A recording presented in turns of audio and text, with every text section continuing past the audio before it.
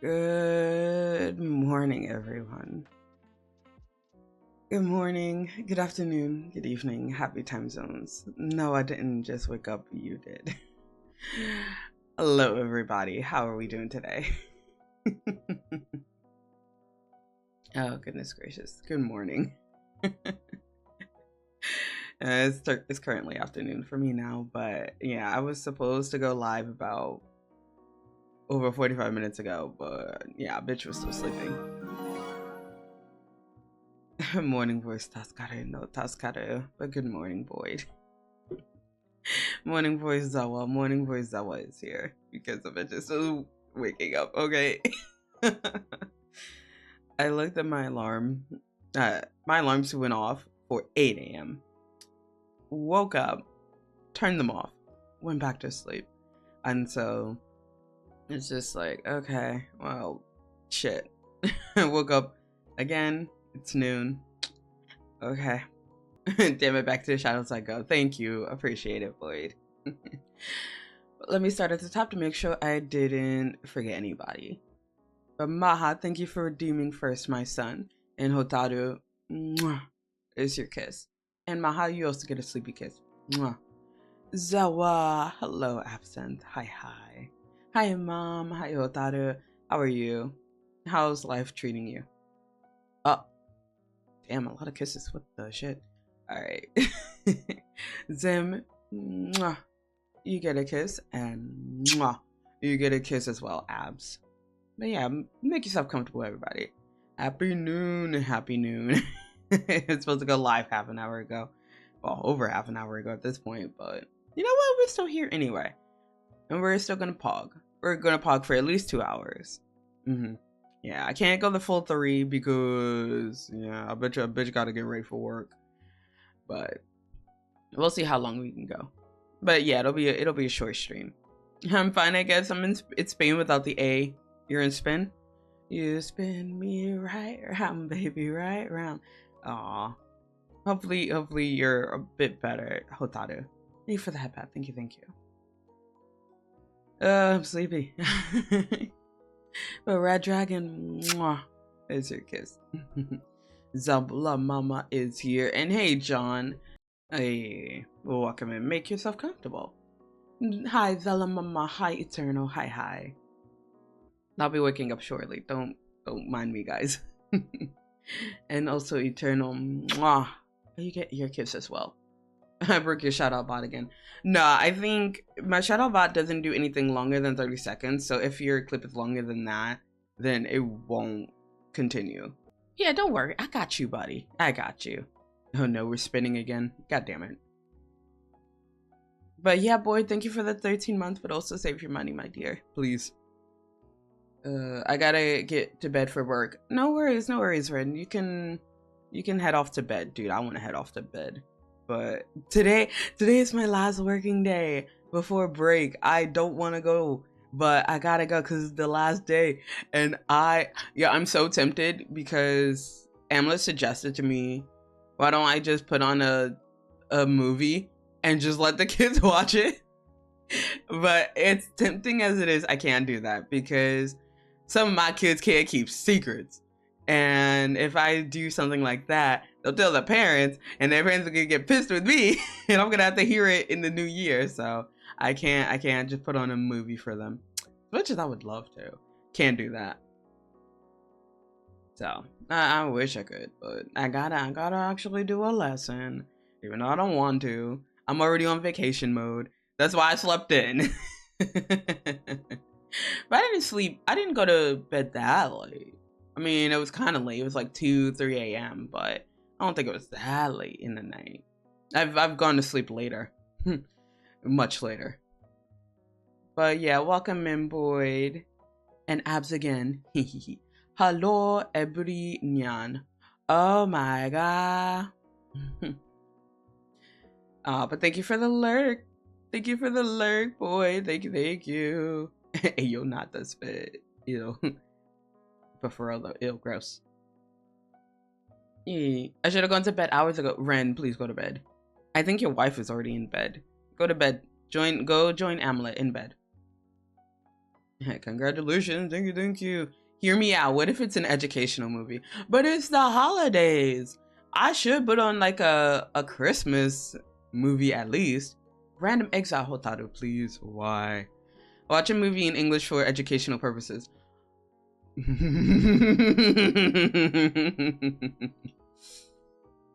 Sure, you guys really want me to lose my job. Up. Bye, Ren. Well, I guess this will be your motivator to go to bed. Sorry, Ren, you have been sacrificed. Hold on, I think Boyd is running away. Ow! Hey, don't get mad at me. Blame Hotaru. Where are you, Ren? 1 minute. There you go. All right, see you in a minute, buddy. English hard. I can't English. Oh my gosh. And hydrate and a stretch. Thank you, Ren. Oh, let me do that stretch for you. Oh god. Yeah, that's nice. Thank you. And a hydrate. I do have water here, so be hydrating with some water. I didn't have time to make coffee because, like, as soon as I woke up, I was like, fuck, I should probably go stream. Hey, don't bonk me. It's not the kind of bonk I want. Who's that twink? I mean, have you looked in a mirror lately, bestie? Also, Nyaho Latte. Welcome in. Welcome. Yeah, I'm just trying to recover and wake up, finally. We're gonna have a short stream today, guys. Cause yeah, a bitch can't play around today.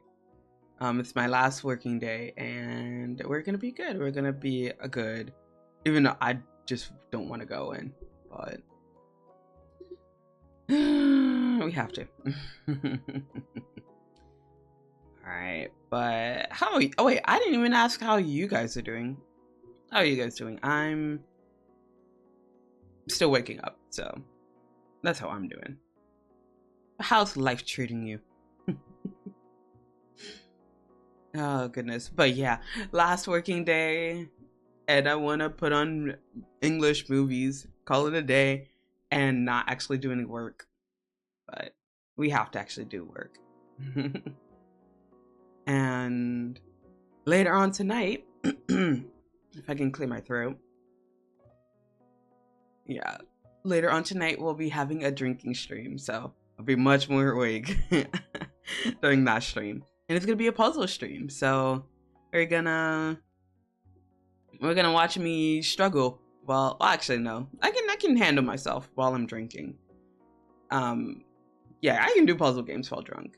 I don't know why I say struggle. Well, I'm probably gonna struggle talking to chat, but like when it comes to puzzle games, I'll probably focus more.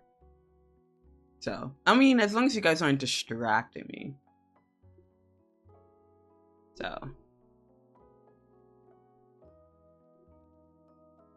Hallmark movies, oh my god, Hallmark movies this season is a staple. This is true. But I can't show any of them. I don't think some of them have, I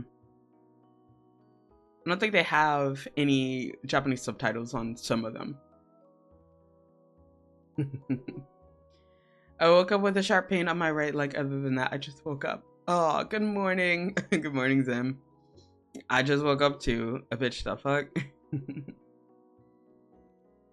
I was working on my 3D model, figured out how to get advanced tracking for facial features and make my ears much more bouncy. Ooh, that'd be cool. Next project is going to be closing physics, I think. Oh, let's go.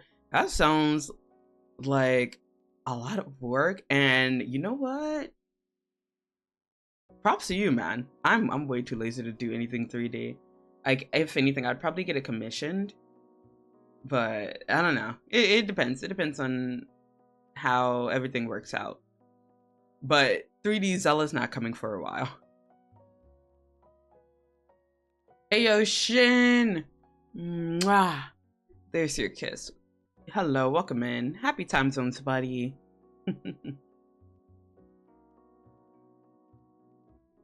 Alright, let me also give you a shouty outy. Mwahaha. I like your nose. I like your face. Zela, watch High School Musical with the league, with the students, with the league, with the students. Bro, I wish I could. They would definitely get on my case if I played High School Musical for the kids. But thank you for the lyrics, Zim. Thank you, appreciate it. Damn, that bargaining offering made me lose my train of thought. Oops. But yeah, what I was saying about the drinking stream, you guys, well, the people on Twitter got to choose the game. So tonight we'll be playing Birth, which is a puzzle game, and the other game that didn't win, I might play again in the future. I might play in the future, is A Little to the Left. That was the other game that you guys could have chosen from. So, but I gave no context, so I wanted it to be fair. But everyone thought it was like Bone Love or something, so apparently there is a love story in this game, so that's why I chose it. Because, you know, we're all for the love stories. I have just been slowly learning over time English hard. A streamer that hangs out around Wataru and Pan showed her 3D with that advanced tracking, and I was amazed, so I looked into it, learned it, implemented. And I'm waiting for one last thing to come to really test it all out. Ooh, are you also gonna get hand tracking? Because that would be cool. Arf, latte arf arf arf arf bark bark woof woof. Oh my gosh. Oh, I remember my train of thought. I remember. So thank you, Ren, for reminding me. So I wanted to shout out the people that I played D&D with last weekend. Let's start from Ren, because Ren's here. Yo, but yeah. I can do hand tracking currently, but that's a lot of setup. Oh, okay. I can do full body. That's awesome. What the shit? Thanks, Zela. D&D has been a lot of fun. Yeah, it has been a lot of fun. And I would like to continue on. Because, like, we ended the campaign, but there was still a lot of unsolved mysteries that we didn't get to do in time. So we'll have to work with Scheherazade, Elias, to find out more of the story. So yeah, I want to keep playing in the new year, but like I think we're all busy, so we'll see what happens. But nya, yes, all the nyas. D&D season 2, oh my gosh, hopefully with D&D season 2 we don't go as long as we did in the final one. But I mean, I love the campaigns. We just can't go that long. I think if we do, I think I just need to get a lot more sleep. D&D season 2 in a couple of months, hopefully. Yes, hopefully so. I would love to play more D&D. Yeah, I was wondering why we went that long. We went that long because we were finishing it. That's why. And I was okay with it. I was just really sleepy.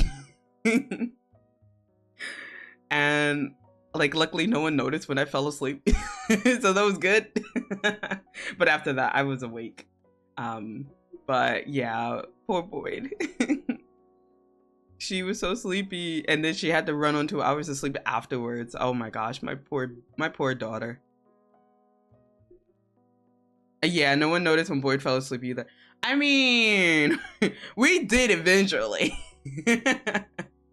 Like I told Boyd that I fell asleep like during her last turn before she fell asleep. So when it was my turn, I didn't hear that it was my turn until I heard my name. And I was just like, yes, I am here. I am totally awake. But yeah, no, I managed to wake up in time for my turn. I almost fell asleep after it again, but I was like, nope, I don't want to fall asleep again. That would be embarrassing. So I stayed up. I walked around my room, did some stretches. So yeah, but it was a good time. It was a good session. But yeah, no, I didn't see the final baddie coming, so he really got us with that one. I wonder about all the other things. Because we still didn't find Rockseeker. Well, the Rockseeker we were looking for. It's not the Rockseeker that you were looking for. Alright, so let me do this.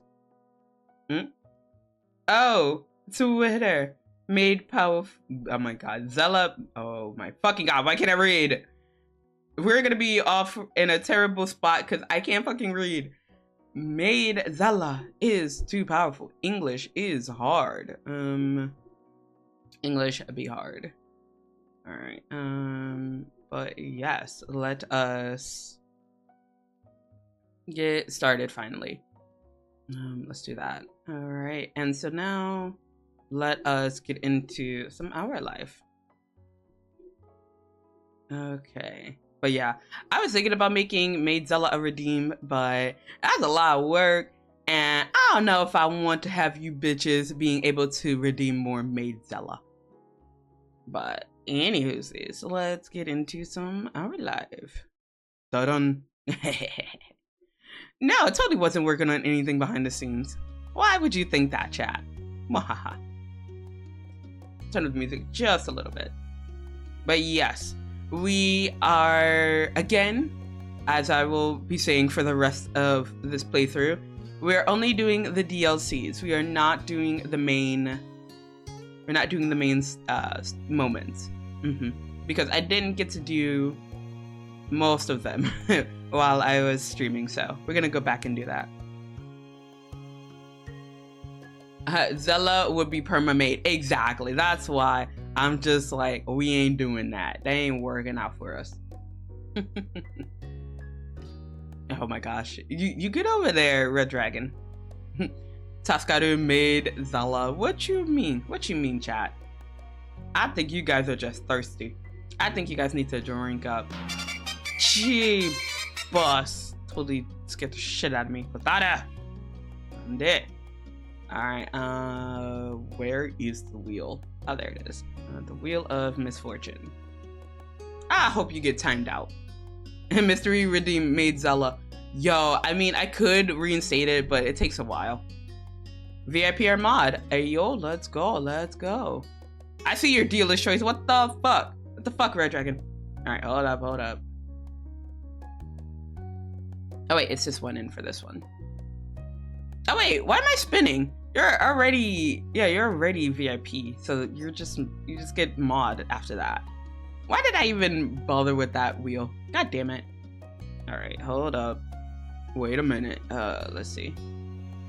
I need to make Hotaru mod. Congratulations, you are a mod for the rest of the stream. Chotomotomate. Wow, Mama, I hope I get timed out. Yo, if you get timed out, I'm not reinstating your mod status, so do exclamation lucky sparingly. Because you run that risk. I'm not going to reinstate it to you. Hold on, let me find Hotaru. Hotaru, where the frick are you? There you are. Alright, and congrats, you are mod for the rest of the stream. Okay, for real, running errands. Have a fun stream, Zela Mama. Thank you, Boyd, for stopping by, and good luck on your errands, baby girl. You stay safe out there. Okay, I need to get to bed for real. All right, go to bed. What the shit? Go to bed. Exile. Oh my God, you want me to exile you so you can go to bed? God damn it. All right, hold on. Where are you? I have to type it out for 120 seconds. You get timed out. All right. Good night, Ren. You weirdo. Why are you trying to type yourself out just to force yourself to go to bed? What the hell? Damn. But yeah, good night.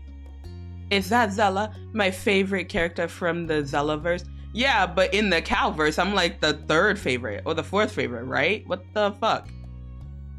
Dealer's choice time. It is dealer's choice time. All right. So you either get Zela mute for 2 minutes or 2 free spins. Here you go. Oh, wait, third favorite is pretty good. But why though? I want to be at least top 2. What the hell? But to be fair, if it's Blitz and Maddie, I understand. But third, all right. I wouldn't mute Mama Zela. Thank you. All right, let's see your spins. All right, 2 spins, 2 spins. Spin again. God damn it. Eat that! Ow! What the hell? First one is nothing. You get nothing. You lose. Good day, sir. VIP and mod. Oh, let's see. Let's see. All right, let's see. VIP or mod. VIP or mod. All right, mod. All right. So Red Dragon, you get mod status for this stream. Please mod responsibly. Ultimate power. Also, same rules apply. If you do exclamation lucky and you get timed out, I'm not reinstating. And if anyone does exile and you get exiled, unfortunately you will not get your mod privileges back. So if anyone exiles you, you're screwed. If you get timed out by the lucky, you're screwed. I'm not reinstating you guys. It's too mendokusai to do it every single time. So be careful. But also, someone could screw you over, so. The ultimate power indeed. All right. Well, let's see. I think I'm mostly caught up, right? I say that, but I gotta make sure. Dun, dun, dun. You would have to kill Matt for second place, and you don't want to do that. Yeah, no, I don't want to kill Maddie. Maddie's too awesome. Merry Crisis, Merry Chrysler. Yes, too many mods, I know, but it's okay. Like after this stream, it's not gonna be that many. I think I only had what originally 5. Not too many, I don't think. 69. Exile Dragon. 69. That's not how it works.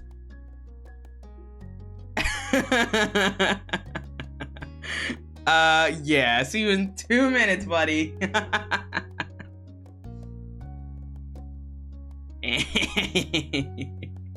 Yes, the exile works for you. You exile yourself for 2 minutes. But the random exile is how you get someone else timed out. Yandere mode? Why? Why are we starting off with Yandere? Random exile? Damn. Alright, everyone out for blood. Alright, let's see who else gets exiled. This random exile? Yes. No! My Mafka, I know you were lurking, my dear. I'm so sorry. Blame Shin. I just gotta find you, my dear. I'm so sorry. My Mafka is back with a random exile. Let's go. Lost freaking go. Alright. I'm gonna honor it. Ah, man, it was a bot. Ah, I'm sorry, my dear. I will refund you your points because it was a bot. And I know you were out for blood. Oh my god, everyone is out for blood, yes. Alright, I'm gonna refund your points though, my dear. That's not fair. I need to clear up my queue, what the hell? But I can't do it until after stream. Okay, refund. Re-roll it, 1 more exile. I mean, I could. Oh. It would have been Shin. I'm not gonna time you out, Shin. I already timed out the bot. It's fine. The reversal, it's okay. You're safe for now. If fair is fair, no. I already timed out the bot. It wouldn't make sense to get 2 for the price of 1. No. Unless. Shuttamate.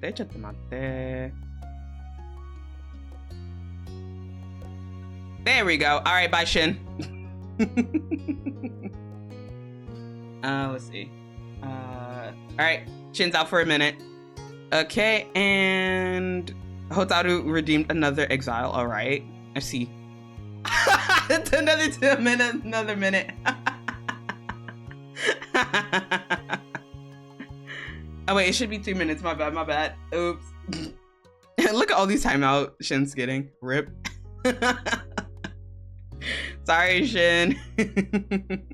Chaos. I call it fun. Hey, my Mufka. Sorry that we kind of forced you out of lurking. I'm sorry, my dear. All right, let me go back and we can finally get started with our first moment. It's okay. Aw, I appreciate you. You're awesome. All right, so with that, let's start from left to right. So we're gonna start with reflection. My goal is to start at least one moment, well, finish at least one moment this time. And we're already 36 minutes in, so we'll see. All right, so let's start the reading. After finishing breakfast at the Holden's house, you and Cove had retreated to his room to relax before starting the day in earnest. Or perhaps you would take it easy for the whole afternoon. Damn, you guys really trying to fuck around and find out. I see you guys. All right, hopefully you guys don't get timed out. That's all I gotta say. Neither of you had plans exactly, so you were free to do whatever came to mind. And I was leaning against Cove on his bed, because of course I am.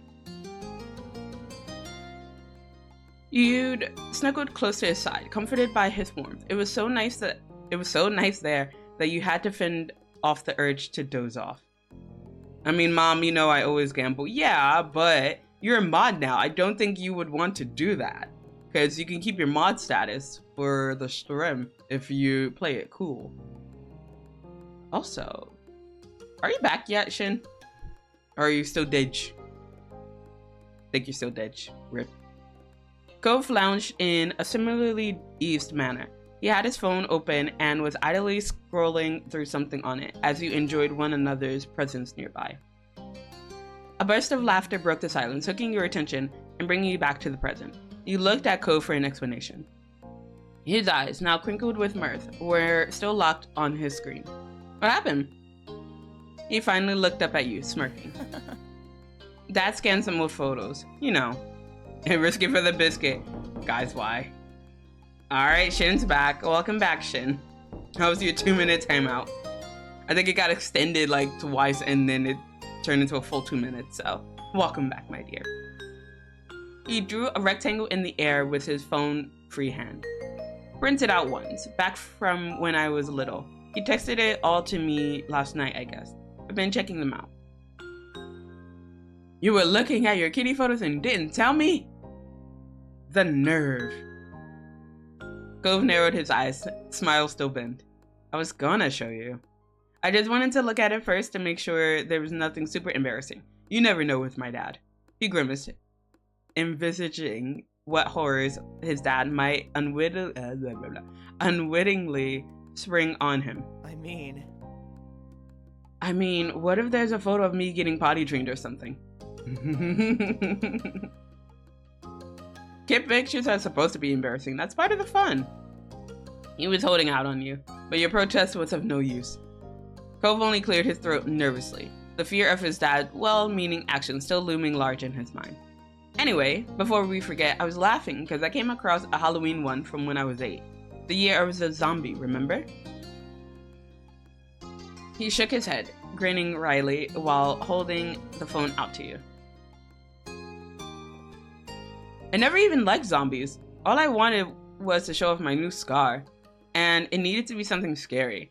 I couldn't be a normal person who had a scar, according to my 8-year-old mind. I was a little dork. Was a little dork? What the hell? I think it glitched. Timer reached 0 and I stayed there for a while. I eventually just reloaded. Oh, sorry about that, Shin. But I'm glad you're back, my dear. Right? Dad really wanted to be useful, as usual. He came up with the idea of being an undead person. It was pretty cool, huh? I remember you getting lots of extra candy when adults realized the scar was real. It must have been your greatest Halloween haul ever. Cove chuckled at your reply. I can't believe how much larger my scar used to be. He looked down at his arm, a soft smile on his face, and traced what remained of the jacket line with his fingers, just as you'd seen him do countless times before. His voice was playful when he spoke again. Look at how tiny it is now. How am I gonna pretend to be tough without a big scar? Still looks cool. Thanks. Cove smiled bashfully, pleased with his joke, and ducked his head to look away from you. His fingers were still tracing the scarred patch of skin. I really do like having this, even if it is kinda little these days. His voice was shy, like he was letting you in on a big secret. Cove turned back to face you fully, finally letting go of his scar. He was happy. That mark was a part of him and clearly held meaning for Cove. Can I touch your scar? He blinked, taken aback by the request, but nodded easily. It's okay. Yeah, that's okay. You cupped his arm with your fingers carefully as your thumb ran down the outline of his scar. Along with the rougher tissue of the scar, you could also feel goosebumps on his arm. Hey yo, we touching, let's go. Cove let out a choked breath, a diseased smile playing out on his face. It was evident that he liked the feeling. And I'm gonna kiss the scar. Mwah. Your hold shifted so you could bring his forearm to your face. Cove quietly gasped when he realized what you were doing. You tenderly kissed the old wound that marked him. Cove squeaked at the feeling of your lips on him, and in that spot in particular, but his expression was overwhelmingly one of adoration. Cove couldn't stay still and reached for you himself with his free hand, his fingers brushing against your cheek. He leaned forward, eyes gleaming. You automatically began to match his movement, pulling nearer to him. His cheeks burned red as he closed the gap between you, his mouth gently meeting yours. You head. Alright, we're getting head now, god damn it. You held onto his arm like a lifeline as you kissed him back, briefly worried that you might drown in the depths of your feelings. It's too late, let me start crying now.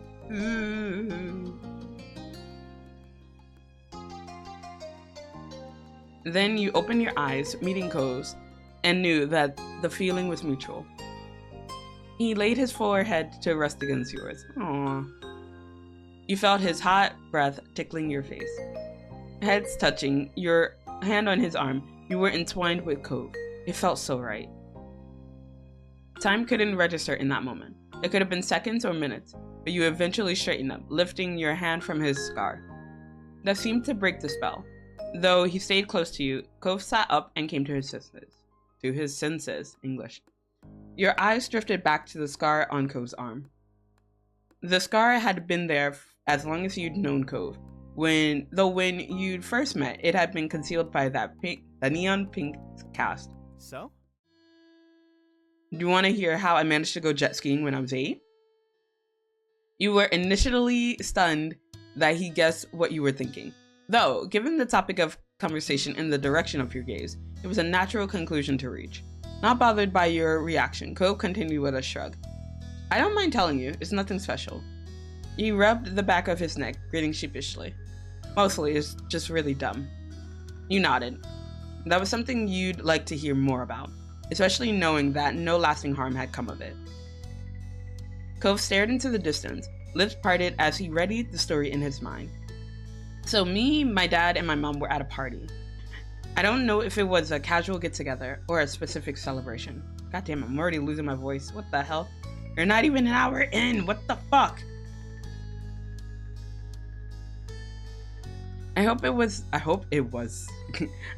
wasn't for something meaningful, considering how I ended it. He winced, then managed a bashful smile. Whoa! Oh my god, I love your name.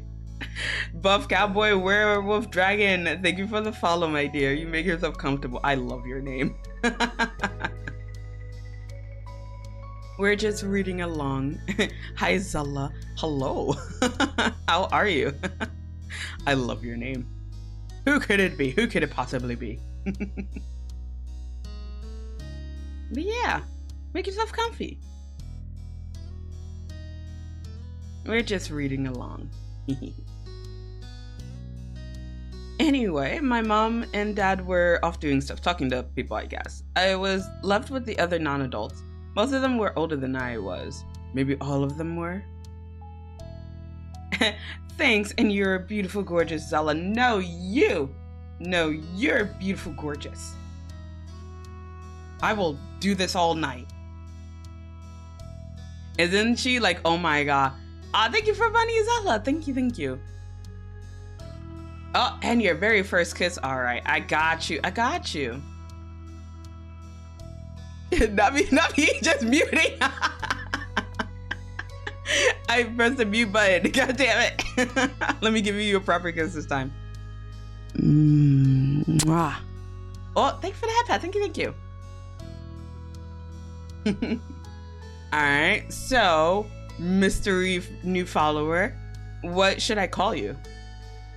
I can't call you mine, unfortunately. You're not a part of the harem. Unless it is someone from the harem. Dun dun dun. Oh, that'd be funny if it was. Oh, or if it was one of my kids. Is it? Dun dun dun. I mean, it could also... Wait a minute.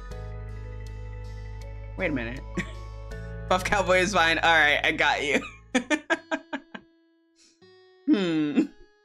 Suspicious. Okay. All right, but I got it. I got you, Buff Cowboy. Hey. I keep looking at the name and I'm just like, I wonder who it could be. Cause like in your name, there are at least, I don't want to say all, but a good majority of the I guess the creatures in your name I have a thing for, so I'm just like, I wonder who it could be. Cax! I love you, bitch! I ain't never gonna stop loving you, bitch! How are you today? I'm okay. I woke up not that long ago and just started streaming.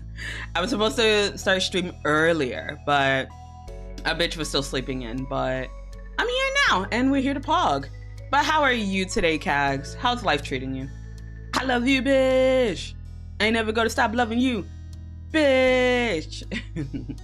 Zela, I don't mind being in your harem. I'm sorry. We gotta talk about that later. We cannot have anyone join in without looking over the contract. Good morning. I am good. I'm gonna sleep soon, but I had to stop by. Aw, I appreciate you stopping by, Cags. And also, in the new year, Cags, I want us to talk more. Cause, ma'am, I miss you. I love you, bitch. But like, that's on me, cause like I have a problem with reaching out to people. So, where's the contract? Well, we gotta talk about the contract after stream, cause it's pretty long. I don't know if, well, actually, I think any GIF would apply. But like, if you ever see a GIF where it's a long list and it goes like further into the room or out of the room, that's the contract. You have to read that. I miss you more. No, I miss you more. No, like same though. Nah, I'm really bad at it. Like with you, who else do I really need to reach out to? With you, Pingu, oh my gosh. I haven't talked to Pingu in like forever. So yeah, no, I've been really guilty of reaching out to people. So next year, you'll probably get tired of me, so. But yeah, let's get back to reading. His brow furrowed as he tried to recall dusty memories. Then he shrugged again and continued. The older kids were taking turns on the jet skis. There weren't enough for everyone to ride at once, so in between turns they were hanging out on the shore. I was meant to just sit there with them and watch. Remembering when you first met Cove, you bet that he hadn't been satisfied with that arrangement. He confirmed that suspicion. I was pretty unhappy. It wasn't a party for me, not when all I could do was look at other people have fun when I couldn't. The teens must have realized that, though I never hid when I was pouting as a kid. Well, basically, someone offered to let me ride. But for real though, like, Cove, like, we could tell whenever you were upset as a kid. It wasn't that hard. Zela, you're the flowers to my heart. You're the diamond to my ring. And you're the sunset to my moonlight.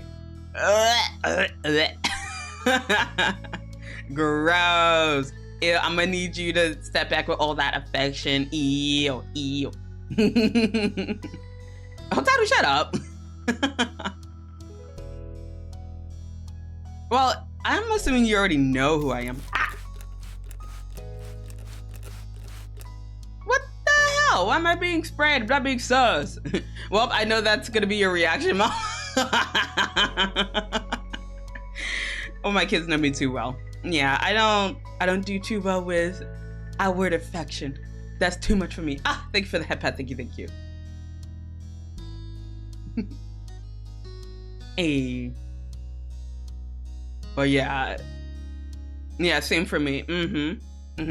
I had a heart-to-heart with someone the other day, and I was just like, ew, I don't like this. It's too much. Like, I wanted to cry because it was too much. It was too much. Hydrate. All right, I got you. Stay hydrated, kids. Thank you. All right, let's see if this works. No, fuck. You changed your name again. That's why it doesn't work. What the shit? I just fixed it. We gotta stop changing your fucking name. God damn it. Zela, how was your weekend? It was good. Okay, you also follow Booby Queen. Okay, awesome. Hey, yo. Hello, Elias. Changing what now? I had to change something on Mix It Up because someone keeps changing their goddamn name. Also, Majestic, mwah, here's your kiss. Let's freaking go. Mixing who now? Shut up. It's the Mix It Up bot. Call me the mixer, cause I like the beat. What the fuck? Pin of shame for that one. Hello, everyone. Hi, Above Cowboy Werewolf Dragon. Hello. Yeah, I'm suspicious. I just realized I can shout out people. You can. But you better be careful, Hotaru.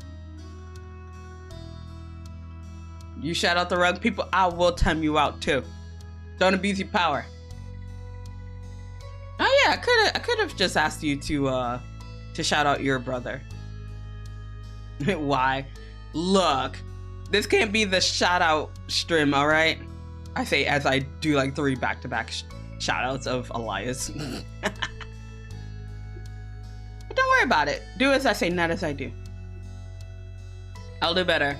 If you're a cream, I'm the mixer because I'll beat you into stiff speaks. This will work eventually. Sir, please. Are you trying to speed run being canceled? What the fuck?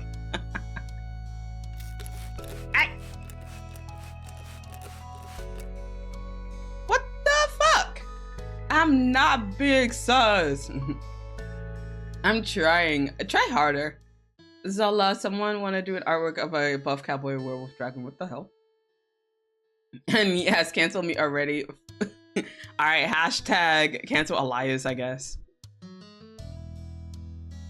Hey, yo, who wants to do artwork of the buff cowboy werewolf dragon? Suspicious. Alright. If you're the... That's terrible. If you're the big... Look, your beard. That was so bad. Okay, well, there goes your new pin of shame. What the fuck? I knew there was one in there. It was bad. Pin of pride, I nailed it. That's not a pin of pride, honey. That's a pin of shame. What do you mean? Oh, but you're streaming tonight, aren't you? Good luck on your stream. I don't know if I'll have time to stop by, but yeah, have a good one. Oh. No, yes. Ayo, Raiders! Hi! Victor Shaman, hello! Hello, Raiders, welcome in. Hi. Hold up, let me let me do my raid message. Let me stop being giggly. Extend that follow. Yan! Hi, Yan! Hi. Damn, I didn't do my raid message. Oh my god. Sorry.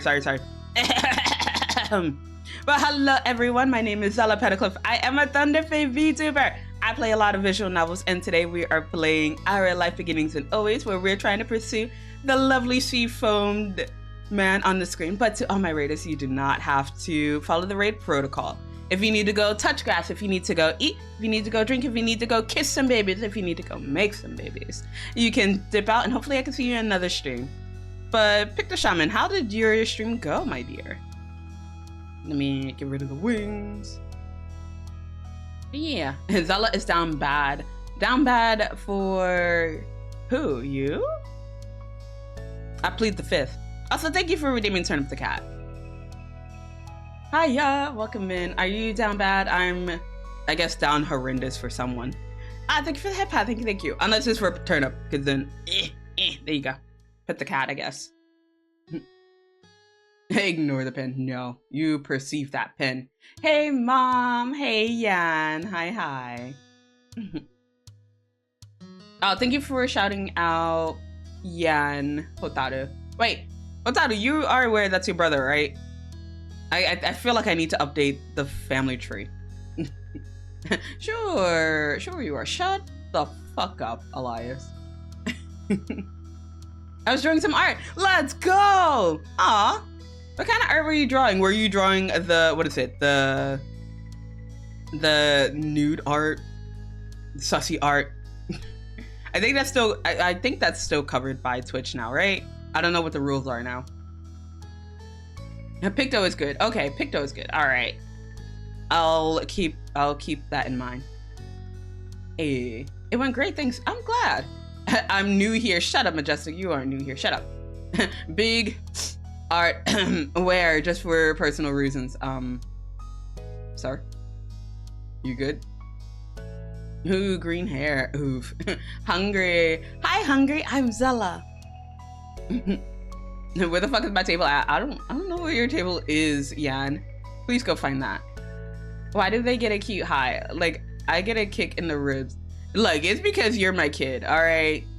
I gotta be nice to everybody else. Oh wait, are you talking about Yan? Ah, because he's the youngest. He's the youngest child, so the baby of the family gets more treatment. Obviously. Do you not know that? Gosh. I think you're the... Are you the oldest? You're probably the oldest brother. I don't know. It's either you or Maha, I think it's the oldest. So, yeah, the oldest, you just get shit on, all right? Now they rolled it back. Aw, man, I'm sorry. All right, so keep the sussy art off of Twitch. I can't English, I swear to you. Seeing the art, I love it. I kind of want to see it now too. What the fuck? Oh, you're a great artist. I want to see. So it's Hotaru and Yan. Yeah, they're the babies. I do good. No. I think you probably do amazing. You're doing amazing, sweetie. Ah, thank you for the head pat. Thank you. What the fuck? My new desk is not on its way, but it's still not here. All right, I will fight the delivery drivers for you, Yan. Now Zela is going to have idea or artwork of buff cowboy werewolf dragon now. Who are you? I feel like I know you. All I know is Hotaru is old. Motherfucker. Wait, am I older than Boyd? No. Boyd is the oldest. Boyd is the oldest because she was the first child. And then technically Nemu is, I guess, your big sister too, because they're twins. So yeah, Boyd and Nemu are older than you, Elias. We're not that far. Yeah, because Hotaru, Elias, and Maha, you guys all joined in at the same time because it was after the crab game collab. So Actually, no, Maha's older. Because I think I dragged Maha into it when I was doing rankings. So, yeah, no, Maha's older. But what the fuck is his family tree? I don't know. But Misty! Hello! Mwah! Welcome in. Oh. And yeah, and you also get a kiss. Mwah, mwah. Okay, I gotta go to bed. Kiss babies, etc. Good night, Victor. And thank you for sharing your community with me again, darling. I appreciate it. You can always watch the VOD to find out towards the end. Alright, hold up. Chotomate. I'm gonna do that now. I'm gonna look because I'm a professional streamer, and I will do this live because I am a professional. Alright. So, oh no, I got stuck in an ad. Oh, rip. I see baby girl on my screen. Yes, you do see the baby girl on the screen. Look at Cove Holden. He is amazing. Oh my god, you do amazing art. This is fucking amazing. Hello? Wow, that's really good. Picto, I know you're already off to bed, but you do amazing fucking art. What the shit? God damn, it looks good. Nom, stop biting people. Yan, why? Just because you're the youngest doesn't mean you'll get away with everything. Actually, it does mean you'll get away with everything. Let's be honest. Hey, you asking about ranking? The ranking of my kids? No, because we'll be here all night to figure out what the fuck the ranking is. But thank you for the lurk, Picto. Zela, what is your favorite snacks? You, baby. Bites lip. I think I entered the ranking the same time as Maha. I don't remember. Oh yeah, I guess. Ooh, okay, I guess in that case, then Elias would have been the youngest. Because I think Elias joined right after that? Question mark? Biggs, the wolf bites Zela. Ow! Wait, Zela! Oh, not Val? Oh. Nah, that's still being ow. What the fuck? I'm not a furry. Shut the fuck. Oh, okay, that was so bad. That's what I'm saying. What the fuck? What the fuck? Shut up, Elias. Alright, where does us spray? No. I'm being good. What you mean? I'm being a good bean. Why did I get treated like this? Motherfucker. I don't know. Skill issue. I remember almost breaking my desk from slamming my fist on it, painfully reminding myself that COVE wasn't real while playing the wedding DLC. During the wedding DLC, I cried. I cried during the wedding DLC. First I screamed because I wasn't expecting him to say I do. So I screamed, and then it didn't click to me. But I mean, I did make a comment on it. I was just like, I swear to God, if they show like him putting the ring on my finger, I was gonna lose it. And sure enough, that was the next fucking thing that happened. And I had to mute myself for a good 2 minutes because I cried. I was like, oh my God. So yeah, it was an emotional wedding DLC the first time around. Zela down bad for buff cowboy. Yeah, I don't know about all that. If you were in the harem, yes, I would be down bad. I would be down horrendous. Zela, oh my God, what? And why can't go be real? I mean, I feel like I have a COVE in mind. That COVE is not here, but also, hold up, chotomate. Do the harem and I think it's the kids one. Yeah, those are all that's my family. So, oh, I believe I is streaming right now. So yeah, go show some love to Mooney Eye. One of my wives is currently streaming. Wait, is anyone else streaming? Let me check. Let me check on my page. Let me check. No. No, it's just I. Mooney. I. Wait, hold on. Wait! I gotta go say hi to the wife. Actually, I'm not gonna do it now. Alright, but let me at least shout her out so you guys can go follow. Go send my wife some love. Oh, damn. But yeah, she does play a lot of Valorant. So if you do like if you do like watching someone play Valorant, go check out the wife. Hey, you've been busy. Damn, what you mean? What could you possibly mean? Jesus Christ. What? It's not that bad. Shut up, everybody. You're just mad you aren't a part of the harem. But yeah, no, I'm worried that this fucking list is gonna get longer next year, so appreciate it while you can. So wait, that means, I guess, yeah, Elias is the second youngest, but I'm still gonna bully you. I'm glad I'm not part of the harem. Some shame in being a kid. What the fuck? I am older than you. What the fuck? Shut up. What do you mean, All right, I'm back, fiance. Hello, welcome back, Majestic. Hi. What do you mean, What do you mean, You're so old too. What the fuck? I'm not that much older than you. Shut the fuck up, Elias. I will kick your ass in Minecraft. Should I gamble my luck? It's up to you, my son. If you wanna risk it, you can. Ooh, an 11. Ooh, okay. At least it wasn't a 1. But what the hell? Anyway, I'm gonna ignore you bitches, and I'm gonna get back to reading, because that's what I was supposed to do. You couldn't kick a... Oh, Elias, you wanna fucking go? You wanna go, Elias? Let's fucking go.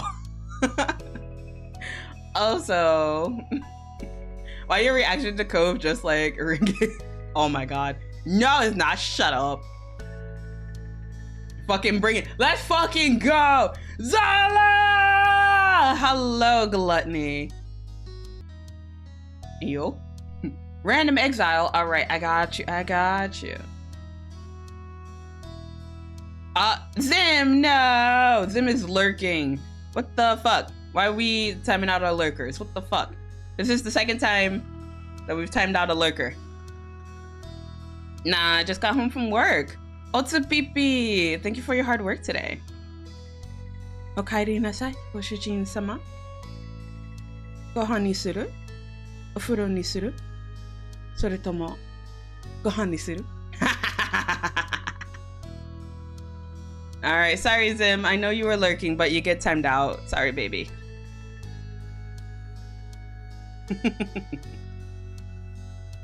Zela and Orin host club manager. Shut the fuck up, Elias. Damn, top tier clip. I mean, we could do another one. If you'd like. Now we vibing and shiz. Let's go. If Zela said that when I came home, I'd move. Shut the fuck up, Elias. You would be honored if I fucking said that to you. Because I would just throw shit at you as soon as you came home.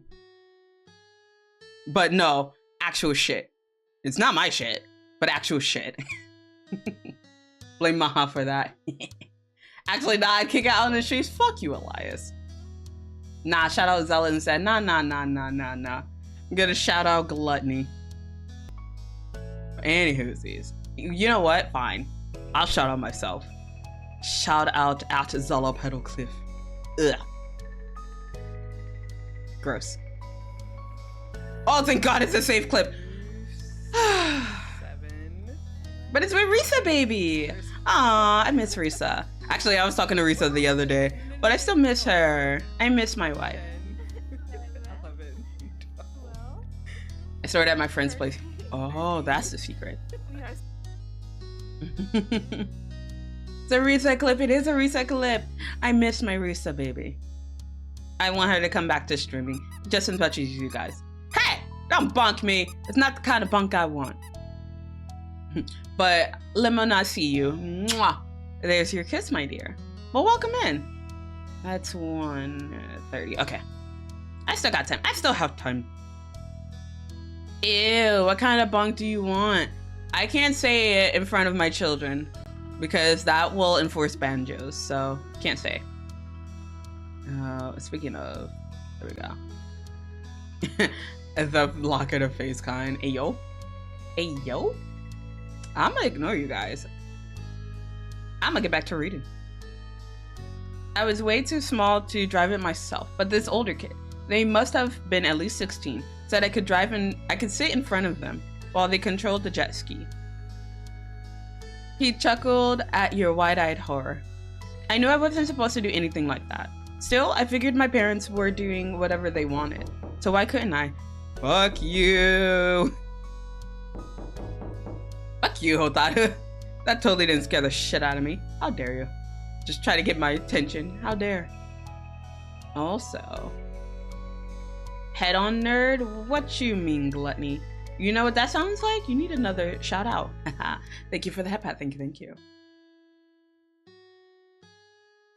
Yeah, so go follow Gluttony. Alright, there was a game to be happening. Yeah, there's a game that you bitches keep distracting me from. No, stop it, you nerd. Oh, what's that? What's that? You want another shout out? Is that what you want, Gluttony? I got you, nerd. I already did. Yes, awesome, thank you. She's still making more progress than Pan. Look. Look, I get really distracted, and like I know Pan does too. Like, even having both of us together on a stream when we're trying to read our life, we don't get a lot done. So I feel like it. Already following, let's go. I gotta look for a bit, Zela. I'll be back for more bullying, I guess. All right, anyway. Is there a stream? Who's in heat? Oh, Mingra so bad. Oh no.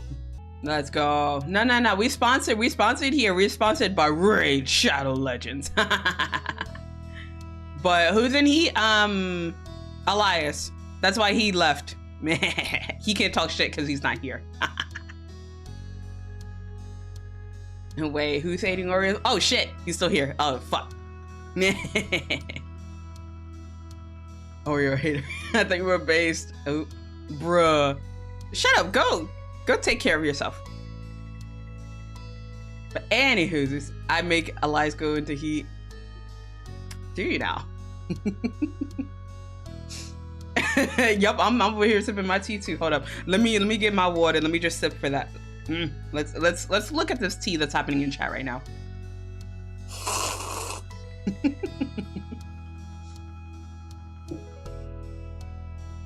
Hey, yo.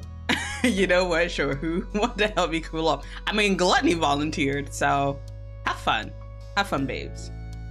But while you guys are off humping in the distance, I'm gonna go back to reading.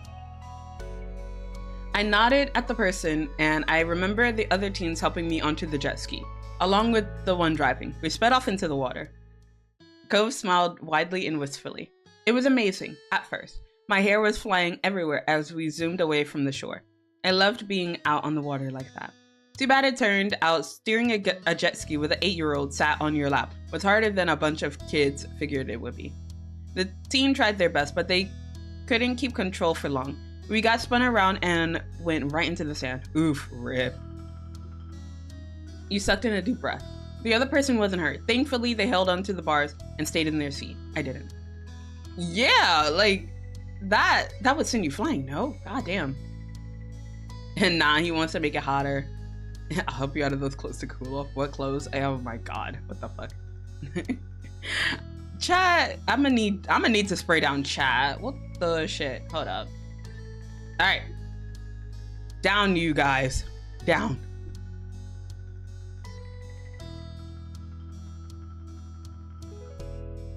It's hot in my room.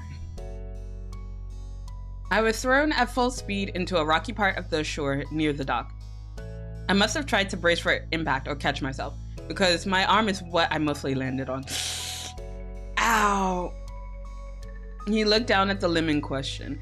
You could see him visualizing the long-healed injury. It was pretty torn up. After that, it's hazy for me. I got taken to the hospital. I didn't feel a lot of pain when it first happened. All I remember thinking about was how I was covered in sand, and the grains were uncomfortable. The sand was uncomfortable. Cove chuckled. I know, right? I did start feeling my arm later. It definitely hurt eventually. The doctor said my arm was broken, along with being torn open. That's how I ended up getting my pink cast. He smiled nostalgically. That color, it seemed just nice and happy at the time. It brightened the mood, so I picked it. The smile faded. He finished the story with a sigh, his eyes downcast. Aw, poor baby. You started it, and now I'm finishing it. I know nothing, Hotaru. I'm watching you. I'm waterproof. Nah. I think you can get more suspect on. Here you go. Mwahaha. I feel bad I did any of that.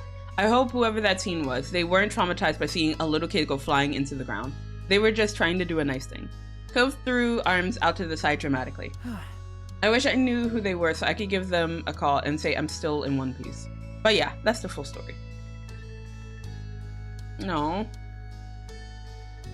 I'm really sorry that happened.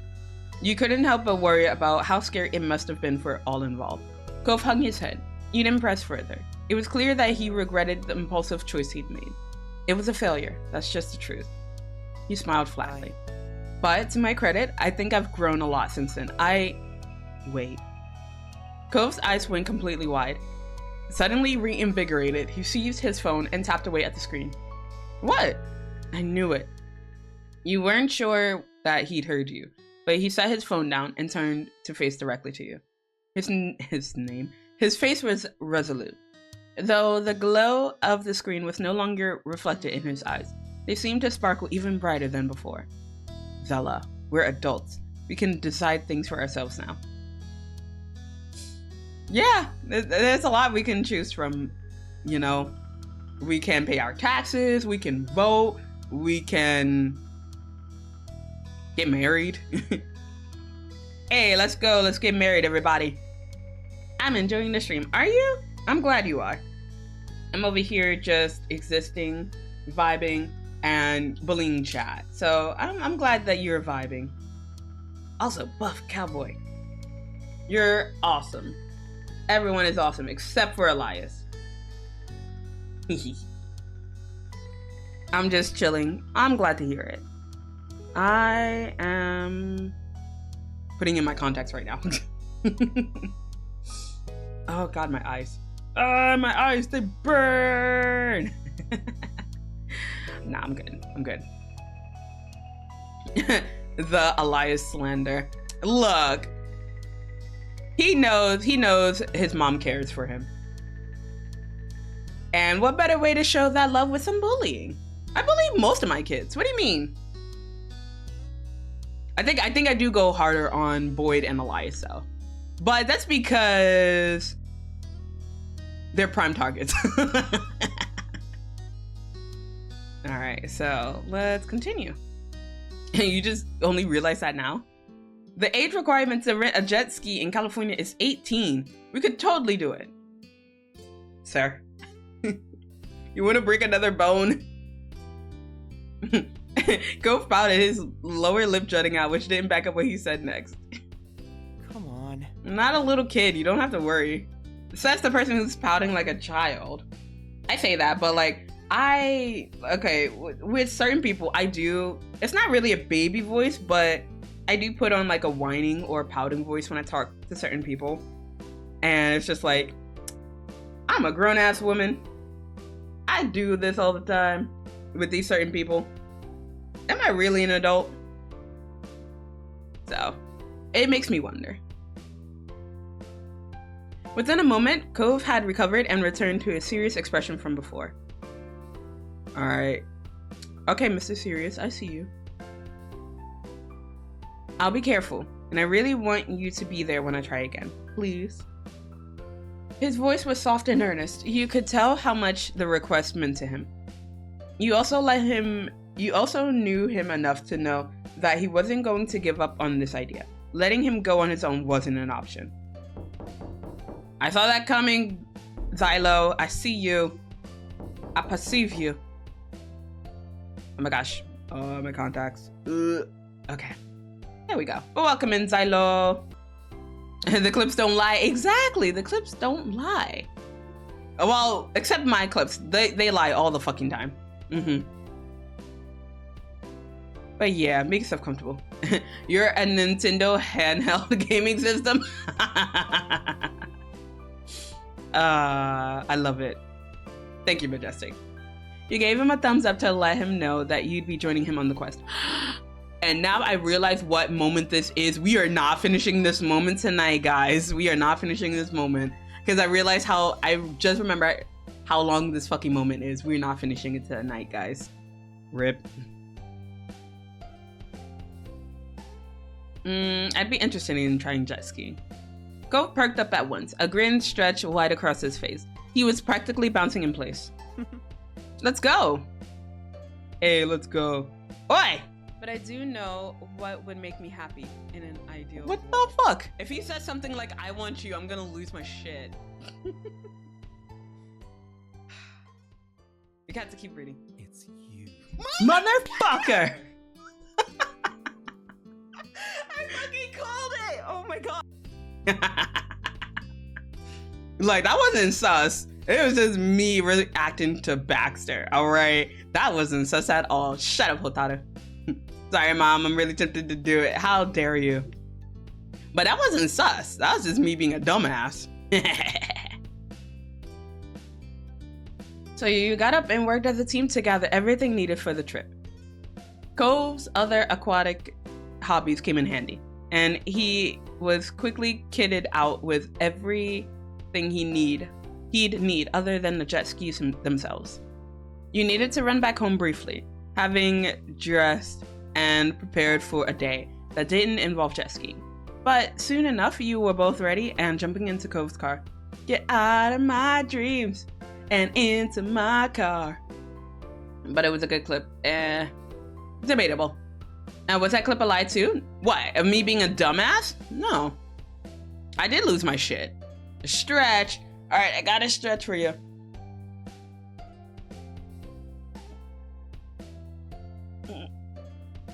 Okay. Thank you for the stretch, Lemon. Appreciate it. As you got in, you learned that Cove had used the brief time apart to locate a rental store on his phone. Can we just go see his dad? Well, no, his dad doesn't do jet skis, so never mind. You caught his eye as you clicked your seatbelts into place. Excited, you held out a hand. Cove slapped it in a high five before setting off. You and Cove soon arrived. The ocean was perfectly inviting today. Aw, that looks good. The deep blue of the water glittered under the clear sky, while the tide rolled in and out at its leisure. I'm so excited for this. And I was just as pumped as he was. Let's go! Let's fucking do this! Seeing how pleased he were, Cove grinned at you. Hey. Oh, hey, wanna say hi to my dad while we're here? I already texted my mom about the plan. He's working right now. Hi, Zela! Moldy! Hi, how are you, my dear? How's it going? How's the life treating you? Hey, welcome in, Moldy. How's today been for you? How you be? We're just reading some Our Life and we're vibing. We are vibing, besties. We are thriving and vibing. I scared myself with my sensitive ass mouth. No, I'm sorry. I'm sorry to hear that. But I do that a lot more than I let on. He's working right now. You remembered how close his shop was. It wouldn't take long even by walking. You nodded, not minding the detour. Mr. Holden was a great guy, so you were happy to check in on him. Sorry. Thanks. Sorry it might be kind of awkward when he hears why we're here, but it should be alright. I mean, my parents forgave me a long time ago for that amazing stunt. I don't want to be scared off jet skiing for my whole life because of it. You wondered which of you Cove was attempting to reassure. It was only a short walk back down the dock to Mr. Holden's scuba shop. Cove breezed in, as familiar with the store as he was with his own home. The place was quiet, empty aside from a couple of customers quietly browsing and Cove's dad behind the counter. Mr. Holden looked up, his friendly expression spreading into a grin when he saw who had just entered. Oh, that would have been funny if there was a knock that happened like right after that.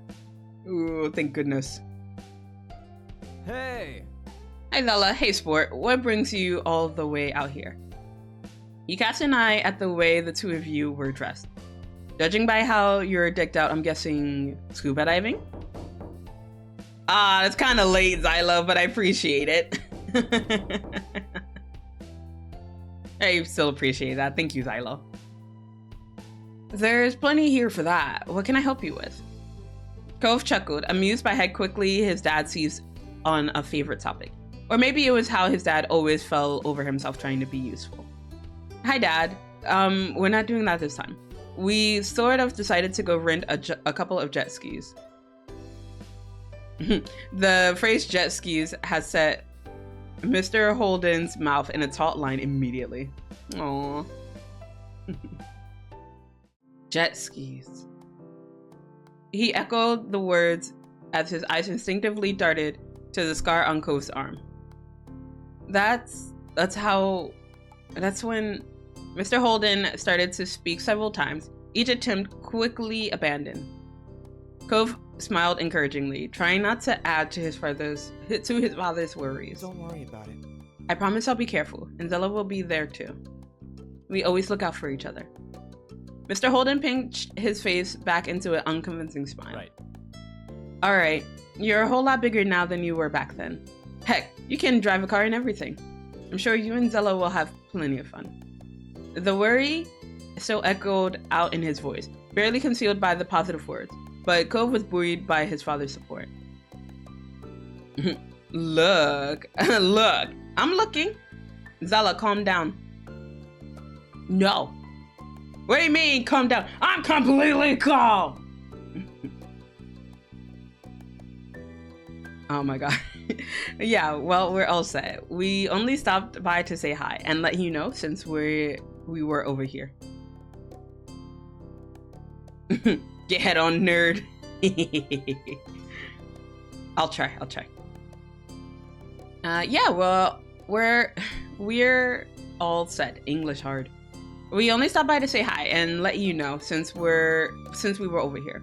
Mr. Holden beamed, obviously moved by his son's simple consideration. Wow, you're so thoughtful. Thanks for taking the time. Cove gave his dad a crooked smile, shaking his head bashfully. He'd long stopped fighting his dad's effusive praise, but that didn't mean he'd ever stop becoming... Oh my god. But that didn't mean he'd ever become good at accepting it. Mr. Holden simply laughed at his son's response. It'd be great if you could keep me in the loop. Ah, thank you for the head pat. Thank you. It'd be great if you could keep me in the loop while you're out there too. Just text me to let me know if it's going well or anything. Aw, he's worried. Aw, baby. I will. His dad smiled more easily. Great. Cove rubbed it at his arm, causing Mr. Holden's eyes to momentarily twitch back to the childhood memory. Aww. Bye. We're gonna head out. See you later. Oh, but his bye is so cute. I hate it. Thanks, I hate it. We're gonna head out. See you later. Take care. Goodbye. Mr. Holden waved you off as you left the store. The pair of you headed back to the docks, walking side by side. After your feet hit the boards, Cove's pace fell. Glancing over, you saw him looking down out over the water. That wouldn't have been unusual if his expression hadn't been so somber. He wasn't geared up with anticipation or even nervousness, but with an uncharacteristic lethargy. Something was weighing heavy on his mind.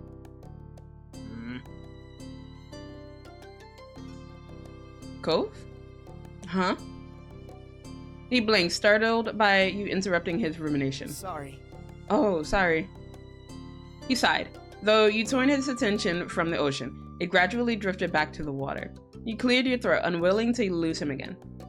Sorry. Again. He put his hands to his face, rubbing his eyes wearily. Here I go, thinking everything's resolved with what's happened, and we can have fun. But I can't just enjoy anything. I had to find something else to get stuck in my head. You're having second thoughts about jet skiing? No. No, that's not it. The ends of his lips were drawn into the beginning of a frown, like gray clouds clustering to signal a coming storm. I figured my dad would be a little worried about me doing it, but what he was saying, it wasn't what I expected. He was so sad. It was more than nervous. I think he feels bad, and now I feel bad. But it isn't as if I'm the only one who ever does something stupid or gets hurt. It got me thinking about that whole time. That's when I realized it wasn't long after that accident that my parents separated. Hadn't you noticed that before? Well, I kind of did, but not exactly in the way I'm seeing it now. As a kid, I didn't think about the consequences of my actions, you know? Or how what I did impacted other people. Like, why should anyone care? I'm the one doing it, not them. It made no sense, and I still cared when other people did things I didn't like. But I was 8 and mostly just mad that nothing felt like it was in my control.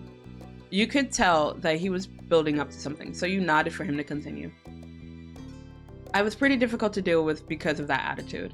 But looking back, I think that's what saved me from something a lot of kids go through. Poor baby, I know, right? It's just like having this fear that you'd be the problem, and like you'd be the reasoning why your parents got divorced. Like, goddamn, that hits hard. Like, my parents are still thankfully together, but nah, that's a lot to think about as a kid. So I feel for Cove. Oh my gosh, I already read that. Let me continue on. But blaming themselves for their parents' divorce. Aw, Cove. It never crossed my mind that anything I did made a difference on my mom and dad's relationships. That they would do what they did no matter what. Now though, I guess it's kind of hard to ignore that thought, huh? I mean... Their situation was already so hard, and I wasn't a good kid, so... He left his words adrift as he looked down, the conclusion unfinished. It was silent between you. But only for a second. Cove pulled himself up to his full height, his chin held aloft. Whatever he decided, he was resolute. I'm going back. I gotta talk to my dad. I'm not gonna let things be like before, where I just feel crappy and refuse to even tell him what's going on. That doesn't work for either of us. You can go on ahead if you want. I won't mind. I still really want to do this, and I'm sure it'll be okay. Don't make me kin a character I don't even know. Oh my god. Nah. We stand Cove James Holden in this house. But I'm gonna stay with you. We always look out for each other, remember? Cove smiled gently, having watched that deep down. No, having wanting that deep down. English hard. I can't English. Thanks, let's go. You and Cove retook your steps down the docks once more, heading back to Mr. Holden's scuba shop. The customers you spotted in there before were now leaving the store, new bags clutched in their hands. You had hoped that this would mean Cove could have his conversation without a public audience. This time, Cove strode inside the shop with purpose. Mr. Holden, still at the counter, glanced up to greet whoever had come inside. He grinned as you approached. How's it going? Hello again. Forget something? Sort of. Cove had reached the counter now. You'd needed to rush just to keep up with him as he crossed the show floor. Mr. Holden raised an eyebrow, taking in Cove's shift in attitude, and chose his next words with care. Is everything alright? Cove swallowed, not answering initially. Talking openly with his dad was still somewhat new for the son. You knew that he was struggling for the right way to begin. I wanted to ask about what happened. Mr. Holden winced as if the words had struck him physically. The accident? No, the divorce. The pained expression fell from Mr. Holden's face. Wide-eyed, his jaw slack, he gaped at Cove. Huh? Why? Cove glanced over his shoulder at you. As your eyes met, you saw him draw confidence by having you by his side. He turned back to his father. I want to know the truth. Dun dun dun! His tone was grave. Did me getting into the accident hurt your marriage? If I hadn't done it, would you and Mom have gotten along better? No, hell no. Mr. Holden quashed the suggestions with a gravity you'd rarely heard in his voice. You were 8 years old. You're not responsible in any way. Kara and I should have protected you. I can understand why you're feeling that. What happened was so horrible. How could it not have made an impact? It did. It was a reflection of us as parents. The relationship between just your mom and me was separate and already unsalvageable. Cove turned away, his brow still furrowed as he looked at the floor. Maybe I'm being anxious and it's taking over, but it wasn't just then. I always caused problems. He plowed on, unwilling to give up without explaining his worries. I wanna fuck that daddy though. Pin of truth. That is the pin of truth, my dear fiance. Cause Mr. Holden is smash. He is a smash. God damn it, chicken. No. Let him cook. Let him cook. But come on, you see this man and you don't want to smash? What is wrong with you? What if I had been easier to raise? Or if you had me later on? Maybe even if you didn't have me at all, it might have been even better for the two of you. Aww! No, Cove, baby, no. If I didn't have you, then what good would my life be? Cove, please. Please, I'm trying not to cry. It is too early for this shit. Mr. Holden didn't let his words hang unchallenged in the air for even a second. He hurried over to Cove, taking his son's arms in his hands. What's the name for the head bad? Thank you. And Beth, look at that man. Tell me he ain't a smash. But Jesse tried to plead the case. Listen, Cove, your mom just didn't give the same gawk as she used to. What the fuck? To get a divorce over gawk? Nah, at that point, it's just like, just break up. What the fuck?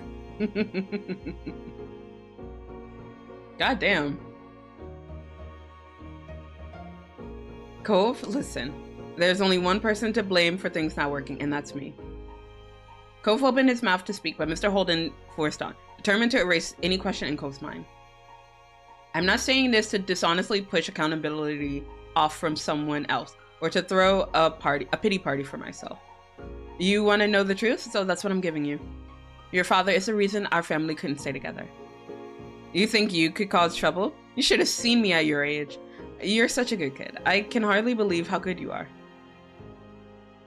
Not my cup of tea. Damn. All right, fair. I respect your wrong decisions. It's okay. Mr. Holden's eyes were misty as he squeezed his son's arms. There's nothing, absolutely nothing you'd need to blame yourself for. I'm sorry, Cove. To you and to Kira. Mom? Yeah, your mom. His pained face eased slightly into a bittersweet smile. Kara, she was just so smart and driven and completely bursting with life. It was as if she could do anything. You know, there wasn't a single solitary person who didn't want even a piece of her attention, just to catch her eye for a moment. Yeah, like the mom is also a smash. I mean, Cove, you lucked the fuck out. Your parents are a smash. God damn. And maybe if he had a beard, ooh, if he had a beard, I would want to wet that beard so goddamn fast. I mean, what? That man needs to be my father for real. All right. Duly noted, chat. Duly noted. Zala, what? What? I said what I said. I said what I said. Okay, I did deserve that one. But come on, tell me I'm wrong. You look at this man and you say what? Hey, don't bunk me. That kind of bunk I want. Zala, Boyd is bullying me for being poor and told me not to bother you. I love you, Boyd. I love you, Boyd. Also, Elias, just stop being poor. Easy, just stop being poor. I got back to this. Welcome back. I am trying. Try harder. Just stop being poor. Just work harder. Nobody wants to work hard anymore. Gosh, everyone has gotten so soft.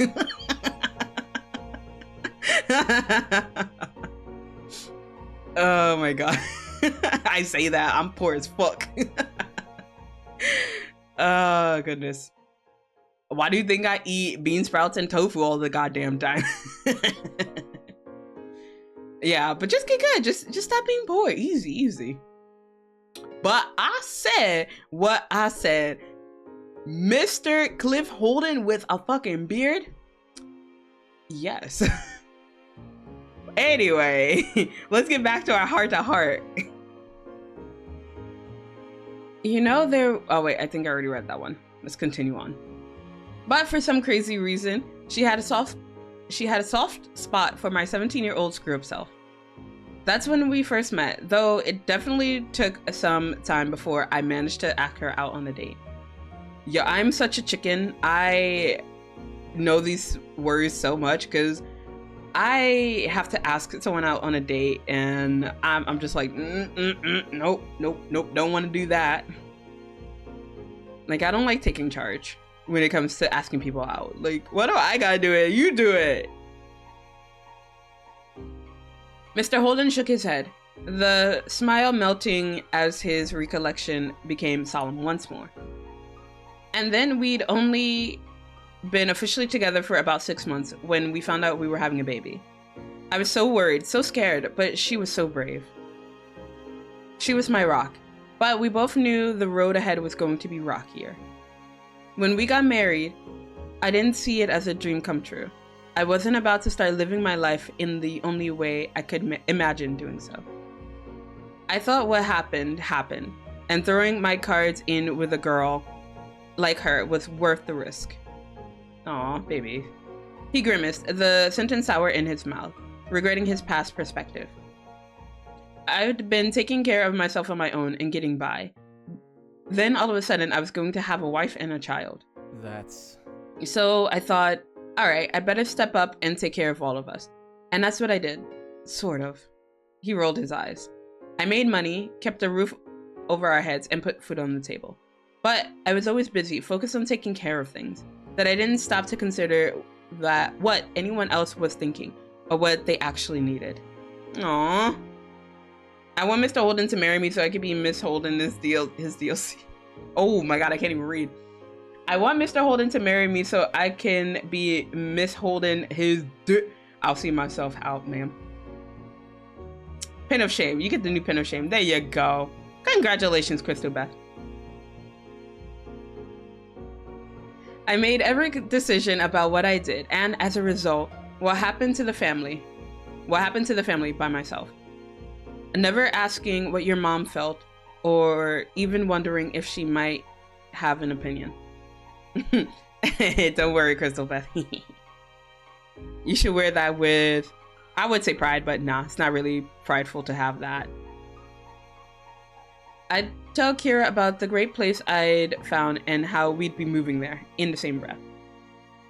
Or that I spent all our savings and taken out a loan to start this business we're standing in, and even made more nonsense. Anything I felt I needed to do, I did. Kira couldn't even ask where I'd been all day without me rolling my eyes like she was being a nag. I was making sure we didn't starve, obviously, right? Couldn't she trust me? He sighed, his head hung low. God. She went to school part-time while raising you, really knuckling down. But that didn't matter to me back then. She could have spent her days lying in bed, not dying, and I would have felt the same. I didn't care. I was going to get it all done on my own either way. It's so stupid. I admired her more than anyone when there was nothing at stake. Yet as soon as responsibilities were involved, I couldn't let myself rely on her. He combed a hand through his hair, searching for an understanding of his own younger self. Bro, I don't even understand younger Zela's actions. Like, this girl is dumb. Past Zela was dumb. Current Zela is dumb. Future Zela will probably be fucking dumb. Like, all forms of Zela will be dumb as shit for some reason. I say that, but I'm responsible for my own actions. But doesn't mean I'm gonna make a good decision. I'm still dumb. But yeah.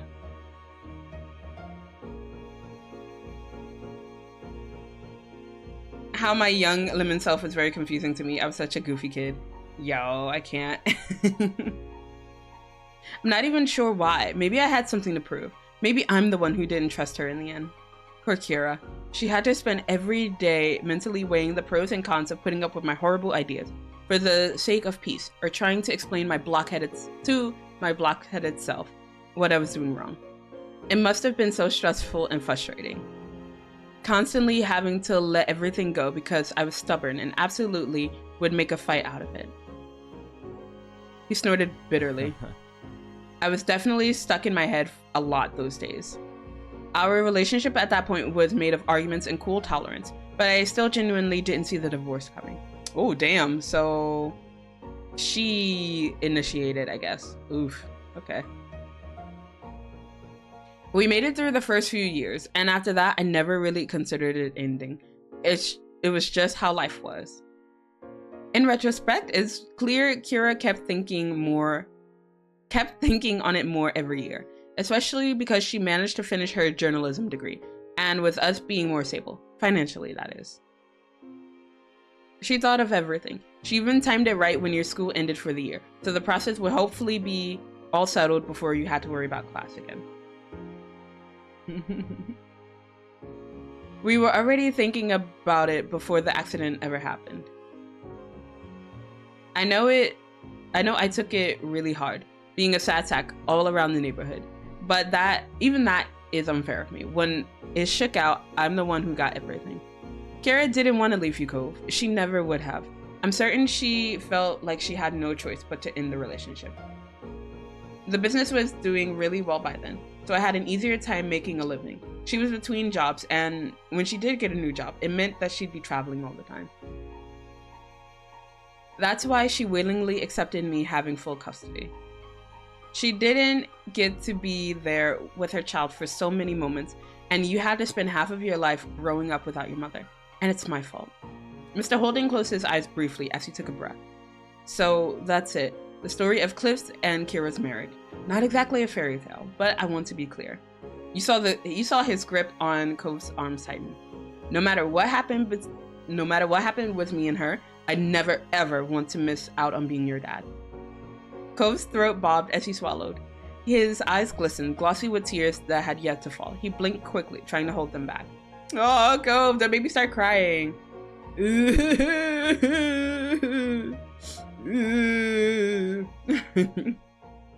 Thank you for telling me. His voice was hoarse, a little more than a whisper. Mr. Holden brought a hand up to his face and lightly nudged Cove's chin. You're welcome. You're a grown-up now, right? You deserve the truth. That's the least I can do for you. Who's chopping onions? Cove managed a fragile smile. Thank you for taking care of me for all of it.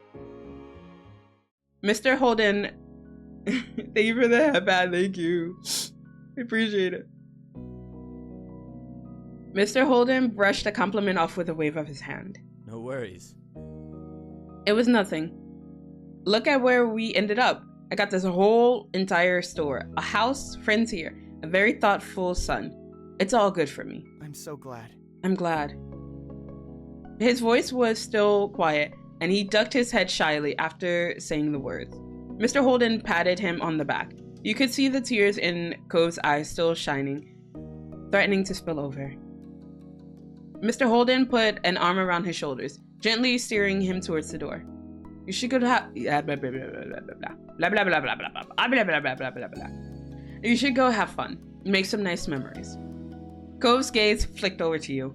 The watery smile on his face solidified. All right, good. Now out you go.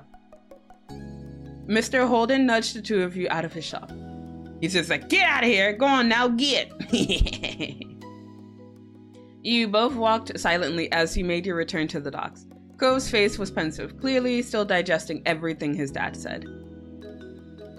He finally sighed, catching your attention. He hesitantly reached for the bag he had brought and raised it up. English hard. Zela. I want to call my mom. Aw, baby. Okay, it's okay. I'm not gonna leave her out of things, and I want to know what she thinks about what happened and all of that. He fiddled with the straps of his bag. It still remained closed shut. It's not like I don't trust Dad. It's just Mom's thoughts are important too. Yeah.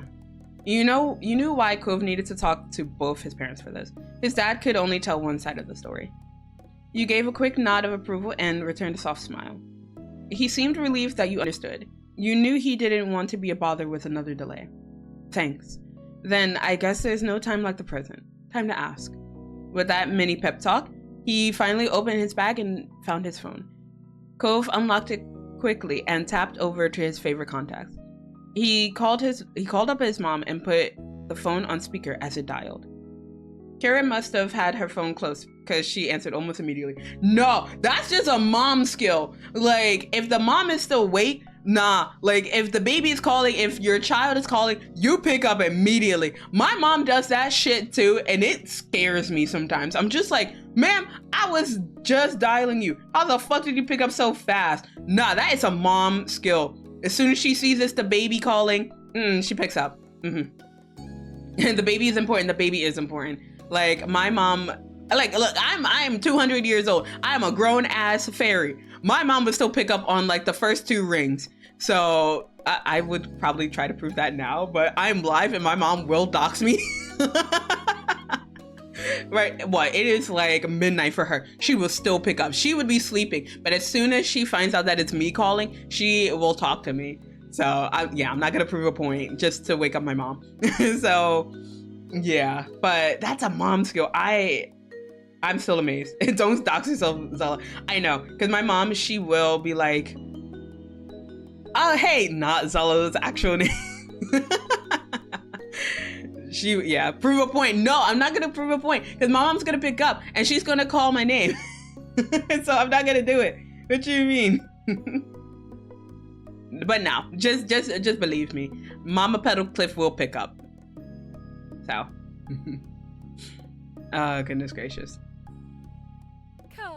Cove, this is a pleasant surprise. I thought you'd be getting back to me later. Hey, Mom.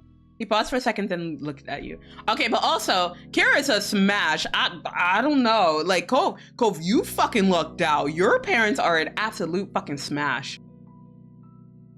Also, I'm just crying in bisexual right now, because, goddamn, you see his parents? What the shit?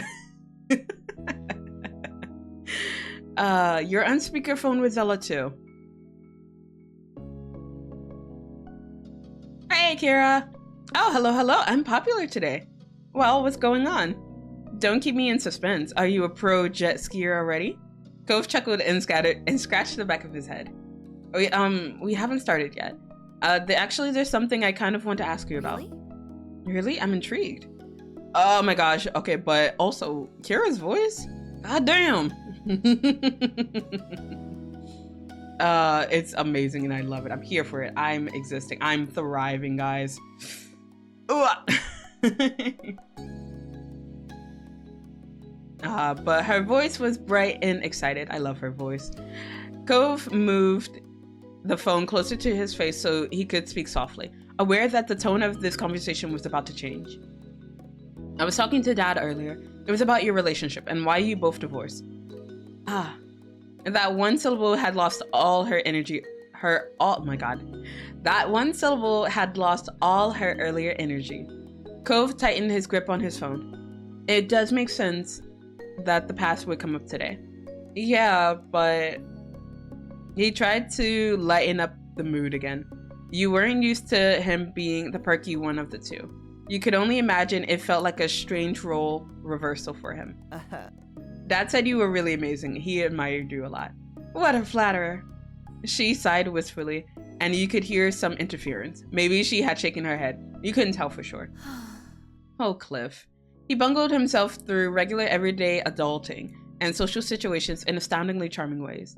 Yet somehow, at the same time, he was an ambitious, slightly shady, under-the-table type of man when it came to making his living in the world. Oh yeah, didn't he already admit to us that he was really good at like dealing with cards and stuff? So, I mean, I think he would be pretty good at it. I'm just saying. But yeah. So essentially, your father was an absolute heartthrob for someone such as myself. Damn, they just speak very nicely for each other, and I love it. I'm here for it. COVID, oh my gosh. Oh, hello, mommy. I know, right? Excuse me? Mommy, sorry. Mommy, sorry. Mommy, sorry. Mommy, sorry. Mommy. Come on, Kira's a smash. I'd smash. I'd just smash everyone in the family, let's be honest. Cove and Kira laughed delicately. The tension was broken into something lighter, more familiar between the two. It's cool you both have nice things to say about each other. I agree, baby. She took a moment before continuing carefully. Do you have any questions? Do you have questions about what happened? I'm not sure. Cove squinted at the phone in his hand as he tried to think, his free hand brushing through his hair. I just kind of wanted to know how you describe what it was like. Could I tell you what Dad said about it? All right. I don't think Cliff would mind. Whatever he told you is probably what he'd say to me. All right, go for it.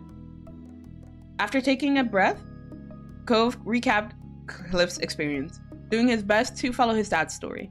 He went into a surprising amount of detail and not a single thing was missed. Kira listened on in absolute silence, letting her son speak without interruption. When Cove finished, he took another deep inhale of air. So, what do you think? Kara sighed softly. You heard a clacking noise like she was strumming her nails on the back of her phone or on a countertop. That definitely sounds like Clifford. No, just call him Cliff, because every time you say Clifford, I'm gonna think of like the big red dog. We're not talking about Clifford the big red dog. We're talking about Cliff Holden, who I want to climb. And I'm gonna shut up and keep reading before I say anything else.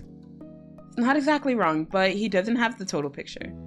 He puts the emphasis on the wrong places, I think. Huh? What do you mean? For starters, Cliff unsurprisingly downplayed himself more than he had to. He did? Cove's eyebrows raised, and his face continued to inch even closer to the screen. Well, since your dad was so praising of me, it's only fair to return the favor. When Cliff said he was already taking care of himself when he met me, he means he was on his own. Cliff's own parents weren't, and still aren't, friendly people. They've always had a combative English, why can't I English? Relationship, though him getting into drinking and gambling as a teenager certainly didn't help. He knew they'd kick him out at 18, so he saved them the trouble and left home at 17. He always found a way to make it work, even without support. I met him a few months after that. We hit it off right away. He was exactly what I wanted back then. We dated, and then about half a year later, bam, you were on the way, Cove. She laughed fondly as Cove clung to every word. I was really optimistic about it all. I couldn't wait to be a mother, and I was more than happy that Cliff was the father who'd be along for the ride. We got married quick, before you were born. Cliff's recollection of our wedded dynamic is pretty spot on. He was extremely stubborn and just, well, immature. Highly, highly immature. Damn. Her voice raised slightly, and you got the feeling she was thinking back to her memories living with him. She left the specifics unspoken. But it's not like I was grown up either. Everyone, except maybe Cliff, could see our relationship was no good. Or at least not good enough yet to commit to. I knew, but I didn't want to give it up. I wanted to keep the family together.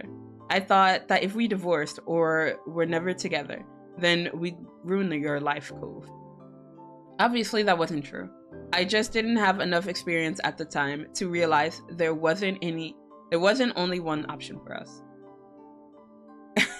Like BRB, mom gonna grab some lunch. All right, enjoy your lunch. Oh my god, I want to get lunch now.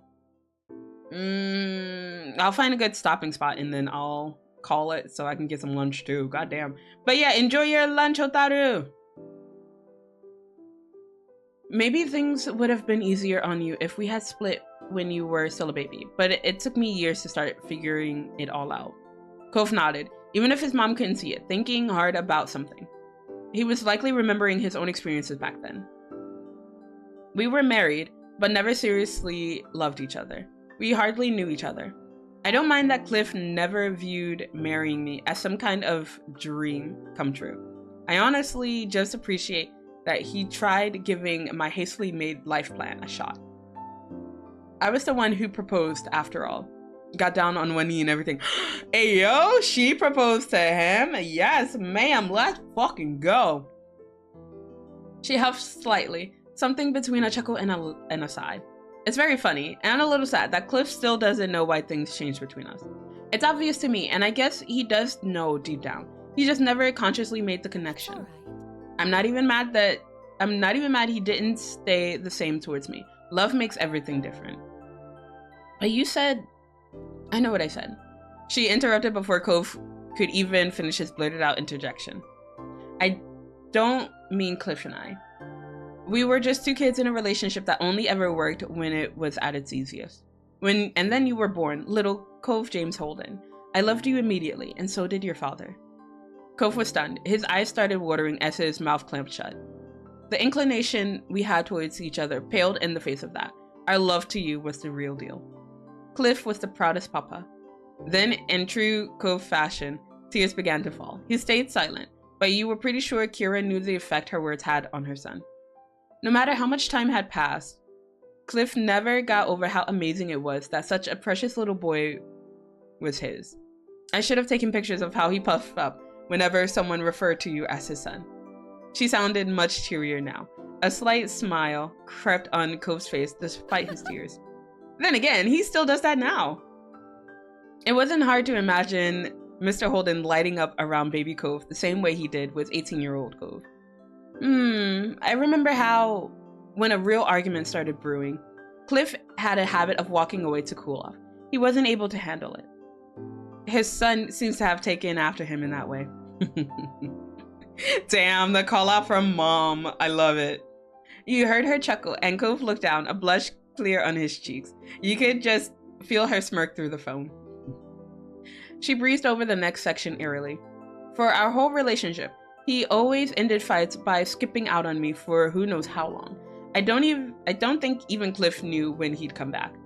That stopped when you were born. Cliff stopped running. He was still gone a lot for work, and we still had fights, but he wouldn't leave. Instead, he'd go to your room, Cove. If you were asleep, he'd just sulk on the ground by your crib until you woke up. Sometimes he'd pace the room while holding you, or sit on the floor and rock you. He'd stay with you until one of us decided we were ready to talk again. We didn't have a lot of furniture back then. That's part of the reason why Cliff was always hanging out on the floor. He really came to embrace it. When our relationship got bad enough that we didn't want to share a bed anymore, he always made sure I got to have the mattress. He instead set up a spot in the corner of the nursery, just in case you needed anything through the night. Aww. He gave you a more private space when you got bigger, but he still always made sure he could be there for you. There's still no denying whether Cliff understands or not. He made his choices without prioritizing me, but it wasn't that he suddenly hated me. To Cliff, I was only a wife on paper. In his mind, I was a cool girl he had dated and genuinely liked, nothing close to being the light of his life. All his blood, sweat, and tears weren't for himself, or me, or even the family unit. They were all completely and totally for his baby. Meanwhile, I was doing the same, though in the opposite way. I did take us being married seriously. I was trying to force us together as a couple, so we could be a complete family for our child. You felt like a fly on the wall of a very personal conversation. Yeah, I'd be like, do you need a moment? Do you need me to like go away from here? I don't know if you want me here for this. I feel like I'm intruding on like something very personal. I shouldn't be here. I feel like I should just, go away. Cove didn't seem to notice when you looked over at him, his face a complicated patchwork of emotions. Eventually, I woke up and saw what I was doing. I realized I wasn't going to work, not like that. When I was ready for it, I talked to Cliff about separating and starting up the divorce process. He was shocked by it, and unfortunately, it wasn't too long after when you had your accident, Cove. Zela, I don't know how much Cove really told you about it, but when he broke his arm, it terrified all of us. Cove could have died. Even back then, we knew he'd likely have a permanent scar he'd have to live with forever. Our parenting hurt our child, and he was the one who would have to carry the repercussions. You were a bit taken aback to be referred to directly. You still felt a little out of place, and she seemed completely focused on her son. Cove grimaced, and the hand holding his phone shook. Mom. Kira continued as if she'd never paused. It was heartbreaking. And then to top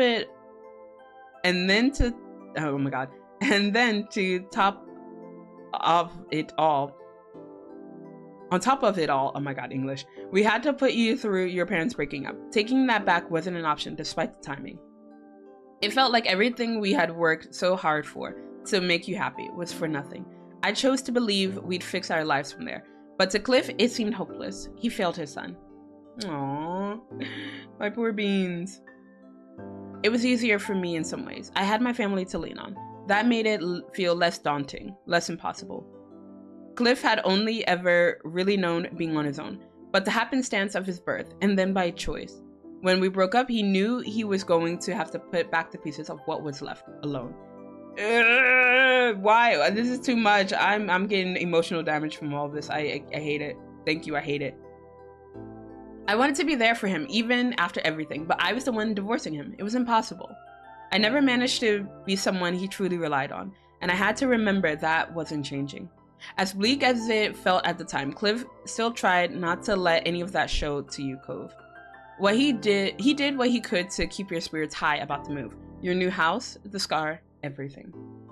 So that's why Cove trailed off. He had misunderstood the impact his injury had on his parents. You were reminded of something that made more sense now. Oh. Mr. Holden had been so helpful with Cove's old Halloween costume because he didn't want Cove to be saddened by the scar. It was clear Cove was coming to the same realizations. Now with all that said, if Cliff was a completely perfect and wonderful guy, I wouldn't have left him. If it was even pretty good, I would have stayed.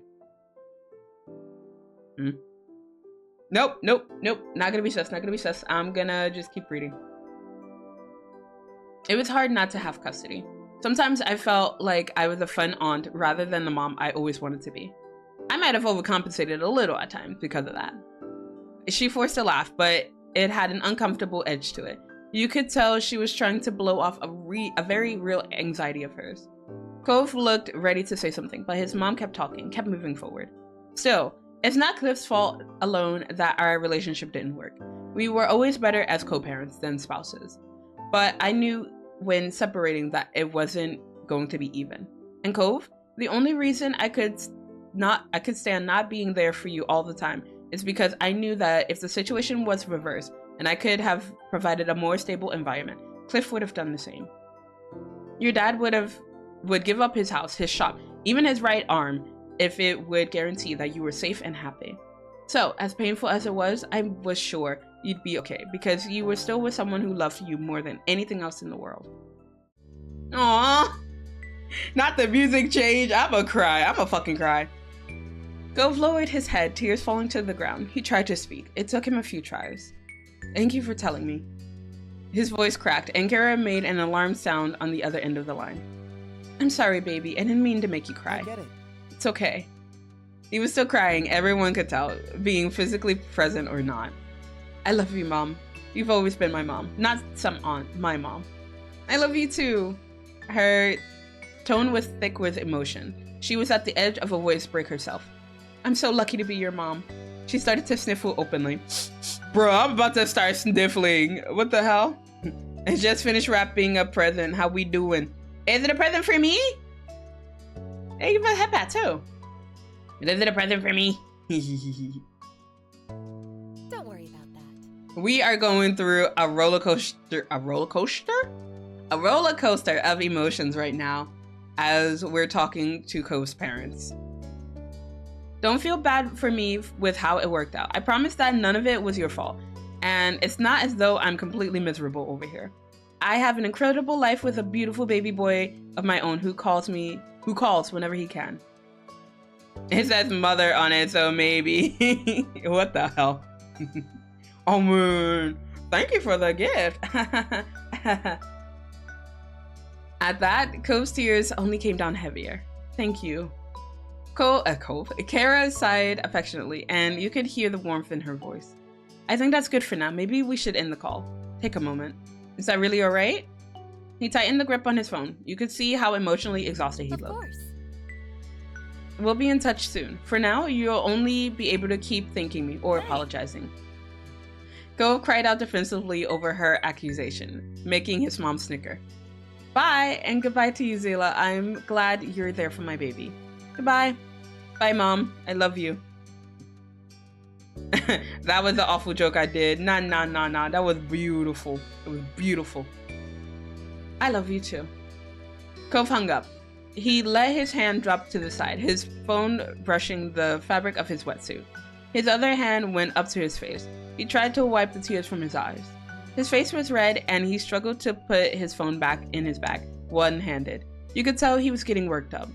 He finally just used both of his hands and sealed his phone back into his normal place. Cove sniffed and then reached out for you. His hand trembled in your grasp and you squeezed back. He needed to feel your support. You want to see your dad again? He didn't have to tell you what was on his mind for this. Cove nodded his head weakly. You rushed back the way you came, feet pounding across the boards of the dock to return to the scuba shop for the third time. Bruh, how many times are we gonna return? You reached his dad's door, and Cove still wasn't slowing down. He pushed his way through the door at full speed. His hand released yours as he charged in. Mr. Holden had been walking around the middle of the store, checking over things. Immediately, he turned at the sound. What's wrong? What? Where's the fire? He froze when he got a look at Cove's face. He worriedly opened his mouth, probably to ask what was wrong, but then Cove launched himself at his father.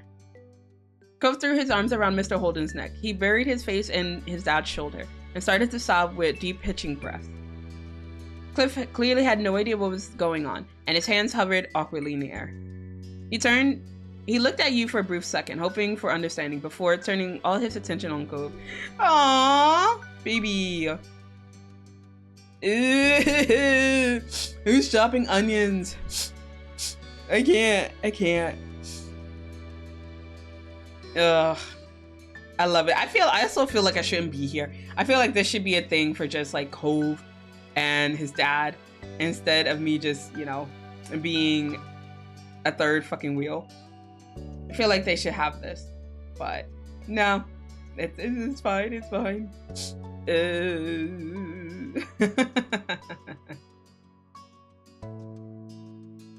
The baby, yes, the baby. I'm not crying. You're crying. He wrapped both his arms around Cove's back. Cove looked secure in his father's embrace, protected and safe. Don't worry, being the third wheel means you can see the good stuff. What the hell? It's okay. It'll be okay. Whatever it is, it's going to be okay. Cove kept crying. He inhaled deeply, his voice choking up when he tried to speak. I'm so sorry. Hey, thank you for the head pat. And Crispy. Mwah. How have you been? Hey. How you be? You always tried to be there for me when I was growing up, and I was mean to you. I'm sorry. What? Mr. Holden was completely taken aback. He hadn't expected this to be the issue. You don't have to apologize for that, bud. Kids are allowed to be bad at their parents. It's my job to take care of you. I really didn't do anything special. Cove shook his head as emphatically as he could, while still tucked in against his dad. You've always supported me no matter what. You've always loved me. I wish I realized how much you did sooner. Cove squeezed him tighter. Thank you. I love you, Dad. At his son's heartfelt confession, the father became choked up as well. He compressed Cove into a crushing hug. I do love you. I always will. You can count on that. I want to be there for you too. They clung onto one another, absorbed in the moment. Then, after a little while longer, they slowly began to loosen their hold. Cove sniffled and moved so he could use his palm to wipe away his tears. His dad's shirt was visibly damp where his face had been. Cliff patted the top of Cove's shoulders. He looked at his son with pride. You've grown up so much. Cove started to laugh through his tears, a wavering smile on his lips. You doubted that Cove would have ever thought that crying on his dad's shoulder was a sign of maturity, but it was true. Cove had changed over the years. And yeah, you know, this probably makes me wonder if there's more to understand about my mom's. Ahoy! I've been doing some art and playing League a lot. Ew, League, ew. Stinky League player. How have you been? I've been good. I've been busy, ? But I'm almost done. I'm almost finished with work for the rest of the year. And I'm just holding out because today's my last working day. And I get to go on break for like 2 weeks. And so I'm excited. I'm excited. I'm so hyped. I'm so freaking hyped. But yeah, I'm glad you're doing okay, Crispy.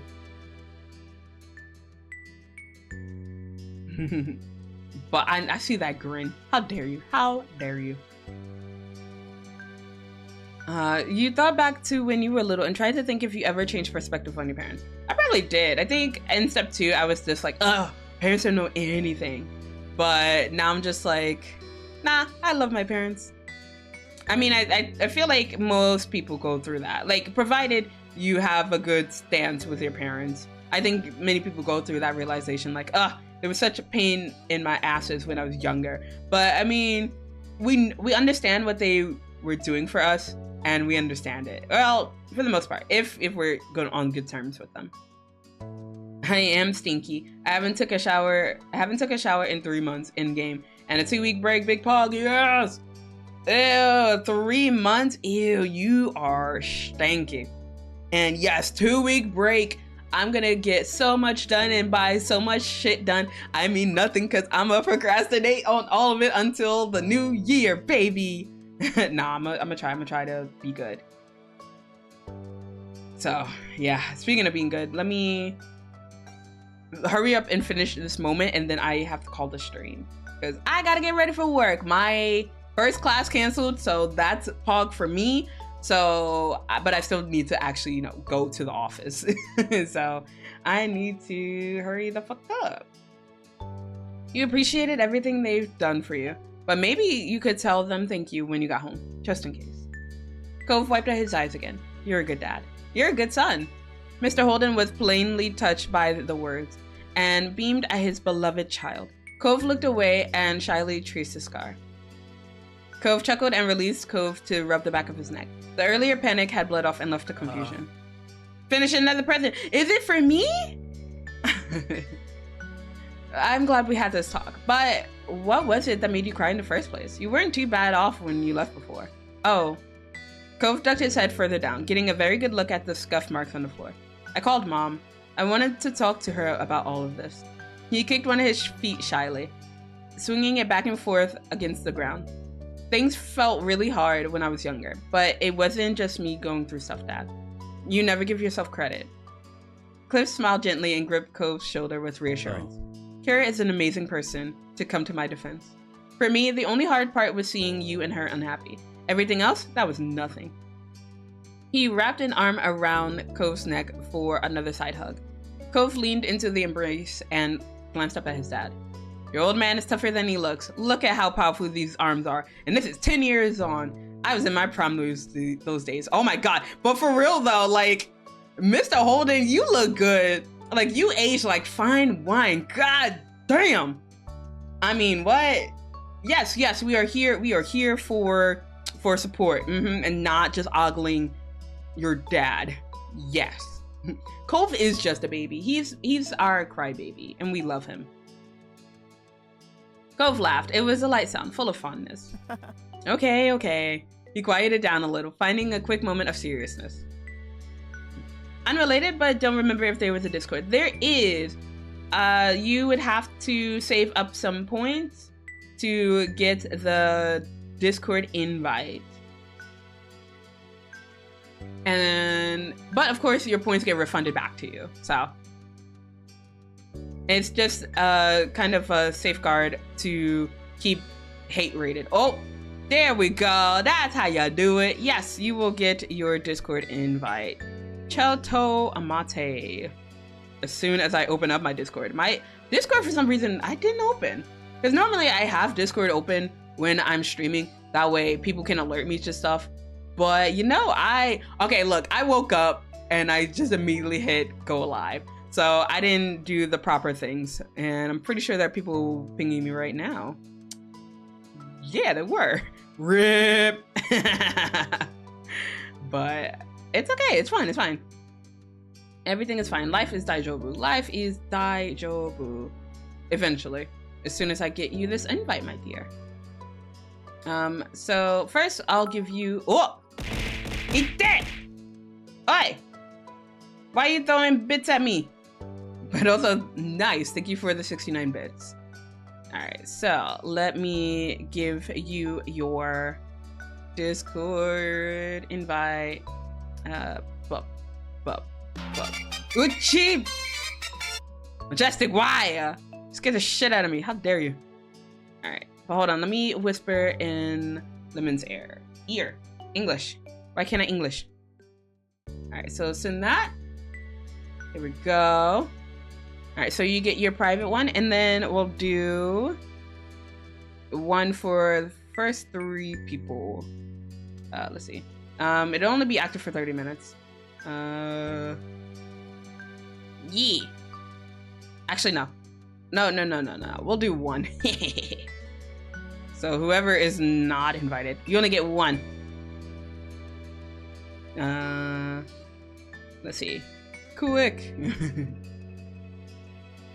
Discord. Oh my god, English hard. Discord invite for the fastest person in the West. Person in the West.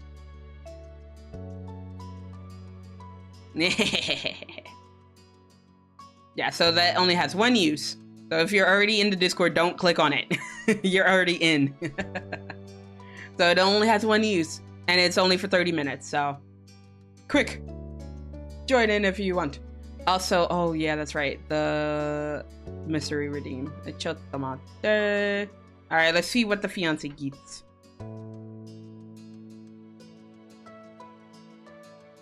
Oh, VIP or mod? Damn, this wheel is generous today. What the fuck?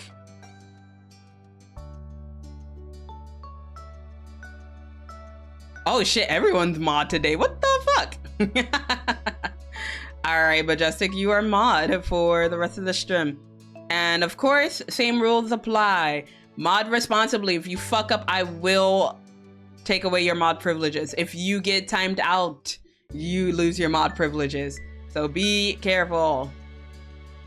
Alright. There you go, fiance. I have power. You do have power for the next 20 minutes? Yes, it only applies for the next couple of minutes because I will be in this stream soon. I'm sorry, darling, but I do gotta go to work. I apologize. Sorry. In 20 minutes is fair enough. All right, bet, dear. Oh my goodness. But yeah, let me get back into reading because we're almost done. We're almost done with this moment, and like I'm trying to push through it because you know I bet she needs to hurry the fuck up so she can get ready for work. All right, but let's get back into it. Thanks again, Dad. I know you don't want me to feel bad, and I'm happy because of everything you and Mom did. I have a really nice life. Ah, you didn't say our life. Damn it. You almost said the thing. Mr. Holden's countenance became much more serious. He didn't take what was said lightly. What? Oh my gosh, youngin', thank you for the follow. That totally didn't scare me. But thank you for the follow. Make yourself comfortable. Oh my goodness. But yeah, we're just about to finish up. But yeah, you can still make yourself comfy while we are chilling. Cove, you are very welcome. That's so good to hear. Then he let Cove go again. This time, they both took a step back to their normal proximity. Mr. Cove. Mr. Holden cleared his throat. He looked at you right in the eyes. That's the relief. I also appreciate that you were here for support, Zela. What a loyal partner. Cove looked down, embarrassed. I want to be there for you too, Mr. Holden. Mr. Holden. Oh, okay, then no worries, no worries. You can enjoy the ride while we're still here. We still appreciate your face. So thank you for popping in, youngin. Cove's dad broke into a nervous laughter he couldn't keep in. Well, thanks, but you don't need to worry about me. I do worry about you, and I still worry about you. I'm sorry, I will worry about you. English hard. What did Kira say? You know what? Don't answer that. I'm not sure I want to hear. Just, that's thoughtful of you. Cliff smiled warmly. He nudged Cove gently as if to say, look how lucky you are. All right. Cove exhaled slowly, his posture relaxing. We better get going. You still have work, Dad. And I think Zela has been patient enough. I didn't bring her here to watch me cry to my parents. I mean, that's exactly what's been happening. But yeah, it's okay. It's okay, Cove. We still love you. No problem. You're awesome, youngin. Cliff smiled. Cliff grinned and waved the two of you off. Sure thing. I'm happy you both stopped in, but you gotta go have some fun. Be careful out there. I don't need to go jet skiing anymore. Zela, if you still want to go, I don't mind watching. Ah, thank you for Bunny, Zela. Thank you. No way. You are a mature young man, and if you want to jet ski, then you should go out and jet ski. I'll still be here if you need anything, right? Yeah, okay. Woo! Let's go! Cove turned to his dad as he started walking out. You followed. When you turned back to Mr. Holden before you went out the door, he was waving. Bye, kids. You'll do great. Once again, as had become today's habit, you and Cove walked down the dock side by side. But this time, Cove had a bounce back in his step. His smile was soft but radiant. Thanks for staying, and sorry for how long it took. You do the same for me. And he kind of has. When I found out that I was adopted, yeah, he stuck around. I think he would still stick around me if I was a worm. Chat, would you still love me if I was a worm? You had his back and he had yours. It was just how things went between the two of you. He sidestepped to lean in closer to you and wrapped his arms around you. You relaxed into his embrace as he held you tightly. You hugged him back. You could smell the scent of the ocean on the breeze and the warmth of his chest. He exhaled and took a step back, his face a dazzling smile. The water lapped at the dock beneath your feet. Cove looked down when a particularly strong wave crashed against it.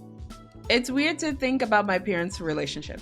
There's all this stuff that I don't know because I wasn't there, or because I was just a kid, or because I didn't even exist yet. It feels really complicated. Relationships are complicated. You agreed with him. Connections to other people were as varied as there were waves in the ocean. Cove nodded without elaboration. He looked out into the ocean wistfully for a moment before he shook it off. Nice. I'm happy they were married, even if they didn't stay together in the end. That was nice to hear. He was feeling better. And I wanted to ask him what he thought about marriage for himself now. Hey, could I ask something? Sure. It's personal. Zela, how personal have I been today? And now I'm curious. Ask me. Well, marriage, is that something you'd be scared of? Because of everything that happened with your parents? You talked about your future together before, but now that you had more context for what Cove experienced in his family, you couldn't help but ask specifically about marriage. Cove shook his head shyly. He didn't hesitate for a second. That's why I remain a single Pringle. Nah, I believe I am manifesting for all of you guys to go get some bitches. I am manifesting. In 2024, I imagine at least 3 people will get into relationships. I don't want bitches. Go get some bitches. I don't need my chat to be maidenless. What the hell? Riv! Hi, BB! Mwah! How you be? How's life treating you, Riv? Are you streaming? Wait, are you streaming right now, baby? Hold up, let me check. Check them out there. Let me check on ya. Check on it. No, you're not streaming. Oh, okay. But yeah, welcome in, Riv. We're gonna try to end this moment and then we're gonna call the stream. I know I said 20 minutes, but it's gonna take me forever in a goddamn day. You're like, those of you who have been sticking around, you already know it takes me forever to finish a visual novel. So yeah, we're gonna finish it eventually, babes. Please bear with me. But no, surprisingly, I don't have issues about the idea of getting married someday. You looked at him, not bothering to hide your intrigue. He chuckled self-consciously at the reaction he got. I mean, don't get me wrong, trying to actually propose would be terrifying. I'm sure planning a whole wedding would be so hard, especially for me. But just the thought of having someone I loved that I was married to, that I spend the rest of my life with, that doesn't scare me. It makes me happy to think about. The both of you snuck smiles at each other. The color of his cheeks deepened as his voice grew smaller. Are you thinking about how much you might want to get married sometime? I am. I would. You felt your emotions buzzing as you admitted to COVE of all people. You may not have filled in the final blanks, but you knew those words meant marrying him is what you want. Cool. That's cool. Marriage is, nice. He let out a trembling laugh and desperately searched for a way to calm his obviously rising nervous tide. He settled on changing the subject. All right, no more distractions. Let's go. It's time to jet ski. Yeah, I'll be here in more. The vibes are just great. Yeah, we're here for the chaotic, cozy vibes. That's what we're here for, babes. I mean, planning a wedding sucks. Hey, Majestic, shut the fuck up and start planning our wedding. You talking shit. Go plan for us. I'm busy streaming, all right? Rhythm up, Cove. Rhythm up. I'ma try. But I have no riz. I have 0 riz. You nodded with a smile. The two of you began to more quickly make your way across the boards. Despite your excitement, you were both careful. Neither of you wanted an accident, especially after what happened with Cove's first jet skiing trip. Yes, dear. Yeah, oh my god. I imagine it's just like that meme where it's just like the wife is saying something and then there's like the guy who's just like, yes, dear. Yep, that's us now, Chris. That's us now, Majestic. You finally got to the rental place. You were surprised at how easy the process was. It took no time at all for Cove to climb on his jet ski with shaky legs. And I'm gonna rent my own jet ski. You spent this entire time wanting to jet ski, and were thrilled to finally climb onto one. It was lime green with blue detailing. The jet ski rocked slightly as you got on, bobbing with the waves. You looked across the Cove. He sat motionlessly astride his jet ski, preparing himself to start it up. Even from your distance, you could tell his hands were clamped onto the handles too tightly. He was stiff and nervous. Go, Cove! You can do it! Yes, that's the meme. Yes, I understand the memes. Thank you. You cheered him on and clapped wildly. His body language relaxed slightly, and he turned his head to look at you. Thanks.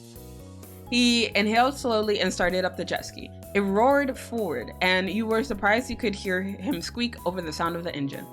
He stopped after a few seconds and breathed again. After he calmed down, he started it up once more.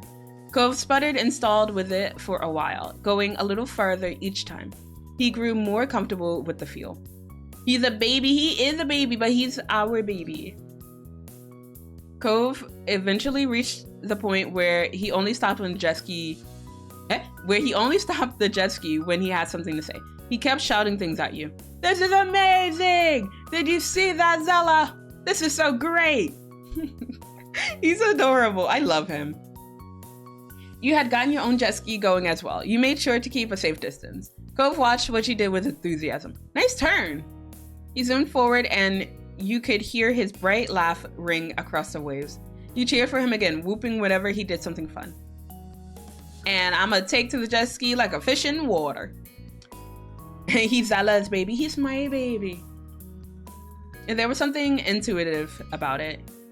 You had no trouble controlling the machine and enjoyed the freedom it offered. You sped around the ocean with a wide smile on your face. Eventually the sun set and you had to pack up. Cove was thankfully still in one piece, no cast necessary. After everything was returned, Cove dug his phone out of his bag and texted his parents to let him know all about his triumph.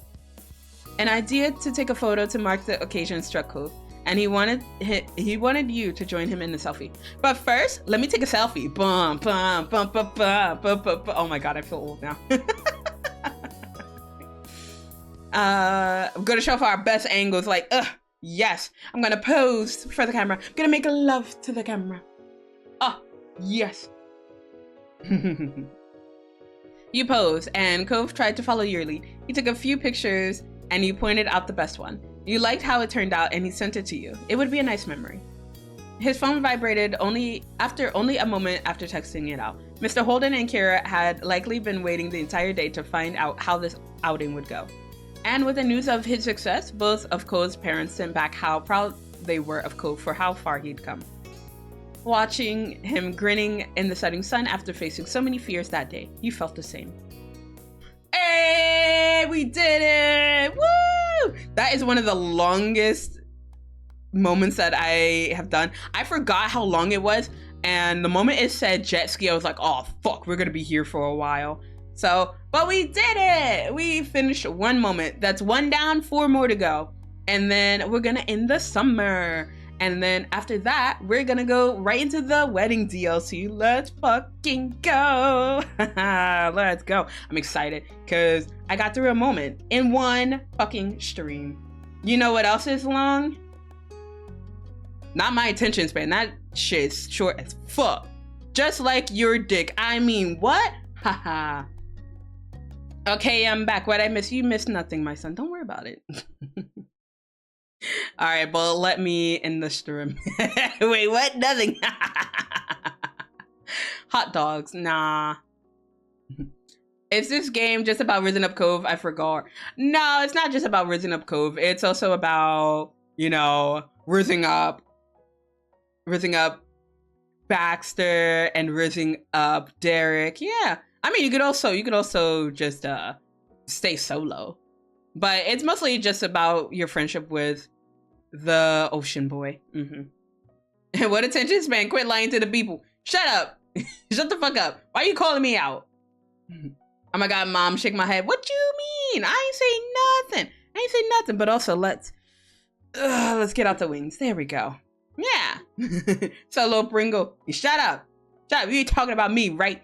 I ain't single. Actually, yeah, I am. I'm lying to you. Bruh, I have a harem. I ain't single. I have all these lovely people in my harem. Exclamation harem. I got all these lovely people. I ain't single. I ain't single as fuck. You know what else is small? Zela VTuber. What? I ain't small. You small. You small 69. How dare you? I am big. I am big. Wait, hold on. I can make myself bigger too. Hold up. Thank you for the headpad. Thank you. I can make myself big. What you mean? Also, where is Zela? Zela Doko. Coco. There she is. I can make myself big. I'm big now. I am covering chat. Okay, enough of that. But yeah, I'm big. I am a big VTuber. I'm face like tiny though. Shut the fuck up, Misty. This ain't about you. But yes, they are. Yeah, I am short. I am shorter than most of my kids, and this is some bullshit. I think the only child I'm not shorter than is what are my oldest kids, Boyd and Nemu, because they're short. I've met Nemu IRL. Nemu is short as fuck, and I love her. She's so cute. She is fun size, and I love her. And Boyd is also small. How short? Very short. No, I'm just kidding. She is, I think, only a couple centimeters shorter than I am. But she's cute. Why? Why are we shouting me out? What the fuck? Okay, it did cut out for me a little bit. The fuck? You don't have to do it again. Okay. Hey, yo. Last one before I become not mod. What the fuck, Hotaru? Clipped. Oh, shit. No. Look, that was a clip of Elias being sus, not me. So, damn, get good. But yeah, fairies are tiny, we're short. Hey guys, size is not everything. Exactly. It's not about the size. ogling the other wife. Shot. Everybody! I mean, what? No, I don't drink. What? Let's fucking go! Oh my god, someone has to clip that. we gotta keep the inception going. Oh, let's fucking go. You want more, Mom? Hotaru, I swear to God, I will take off your mod status early. What you mean? Why does he strangely sound like Markiplier? What, Elias? Huh, never thought about it. But I don't know, you should go check him out. Go check out my son. Actually, you go check out all of my kids. There you go. Check out all of my kids. I have so many of them, but go check out every single one of them. I believe all of them stream. Well, except for Maha. Maha doesn't stream. And I know some people are about to go on break, but yeah, go check them out. Oh yeah, Nemumu is streaming right now. Yeah, she's currently in a collab with, I believe, Elias and Zela.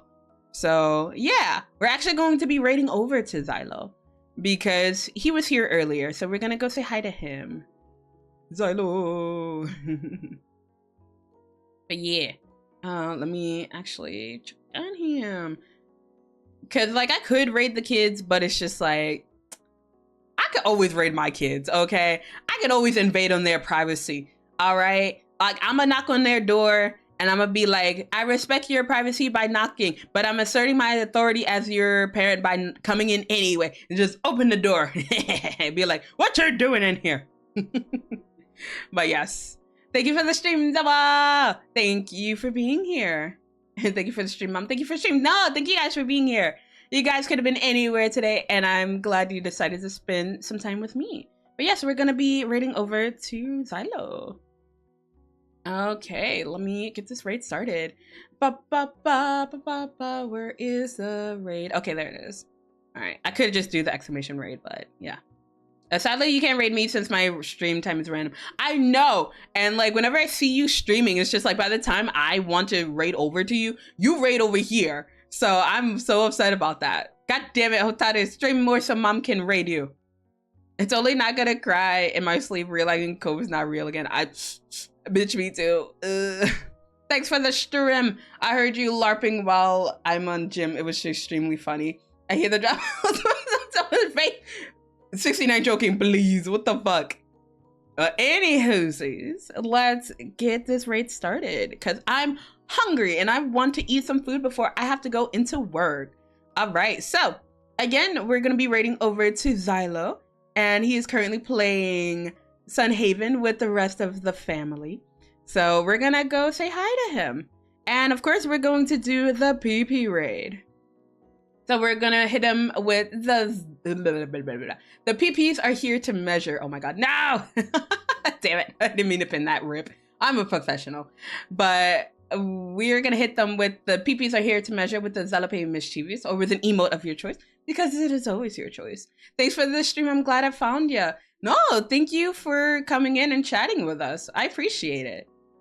I'm here to serve. I'm here for your entertainment, chat. I'm always here for your entertainment.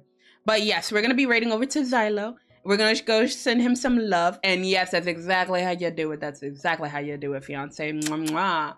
The PPs are here to measure. So, oh wow, this is a cute Nemumu. But yes, we're going to be streaming later on tonight or in a couple of hours. We're going to have a drinking stream. So come and get some drinks with me and we're going to do a puzzle game. Let's fucking go. But if there are any developments, be sure to check out the Discord or on Twitter. But for now, I'm gonna leave you guys off to Zelo. Let's go show some love. So remember to be good humans and make good choices. I will catch you guys next time. Bye bye.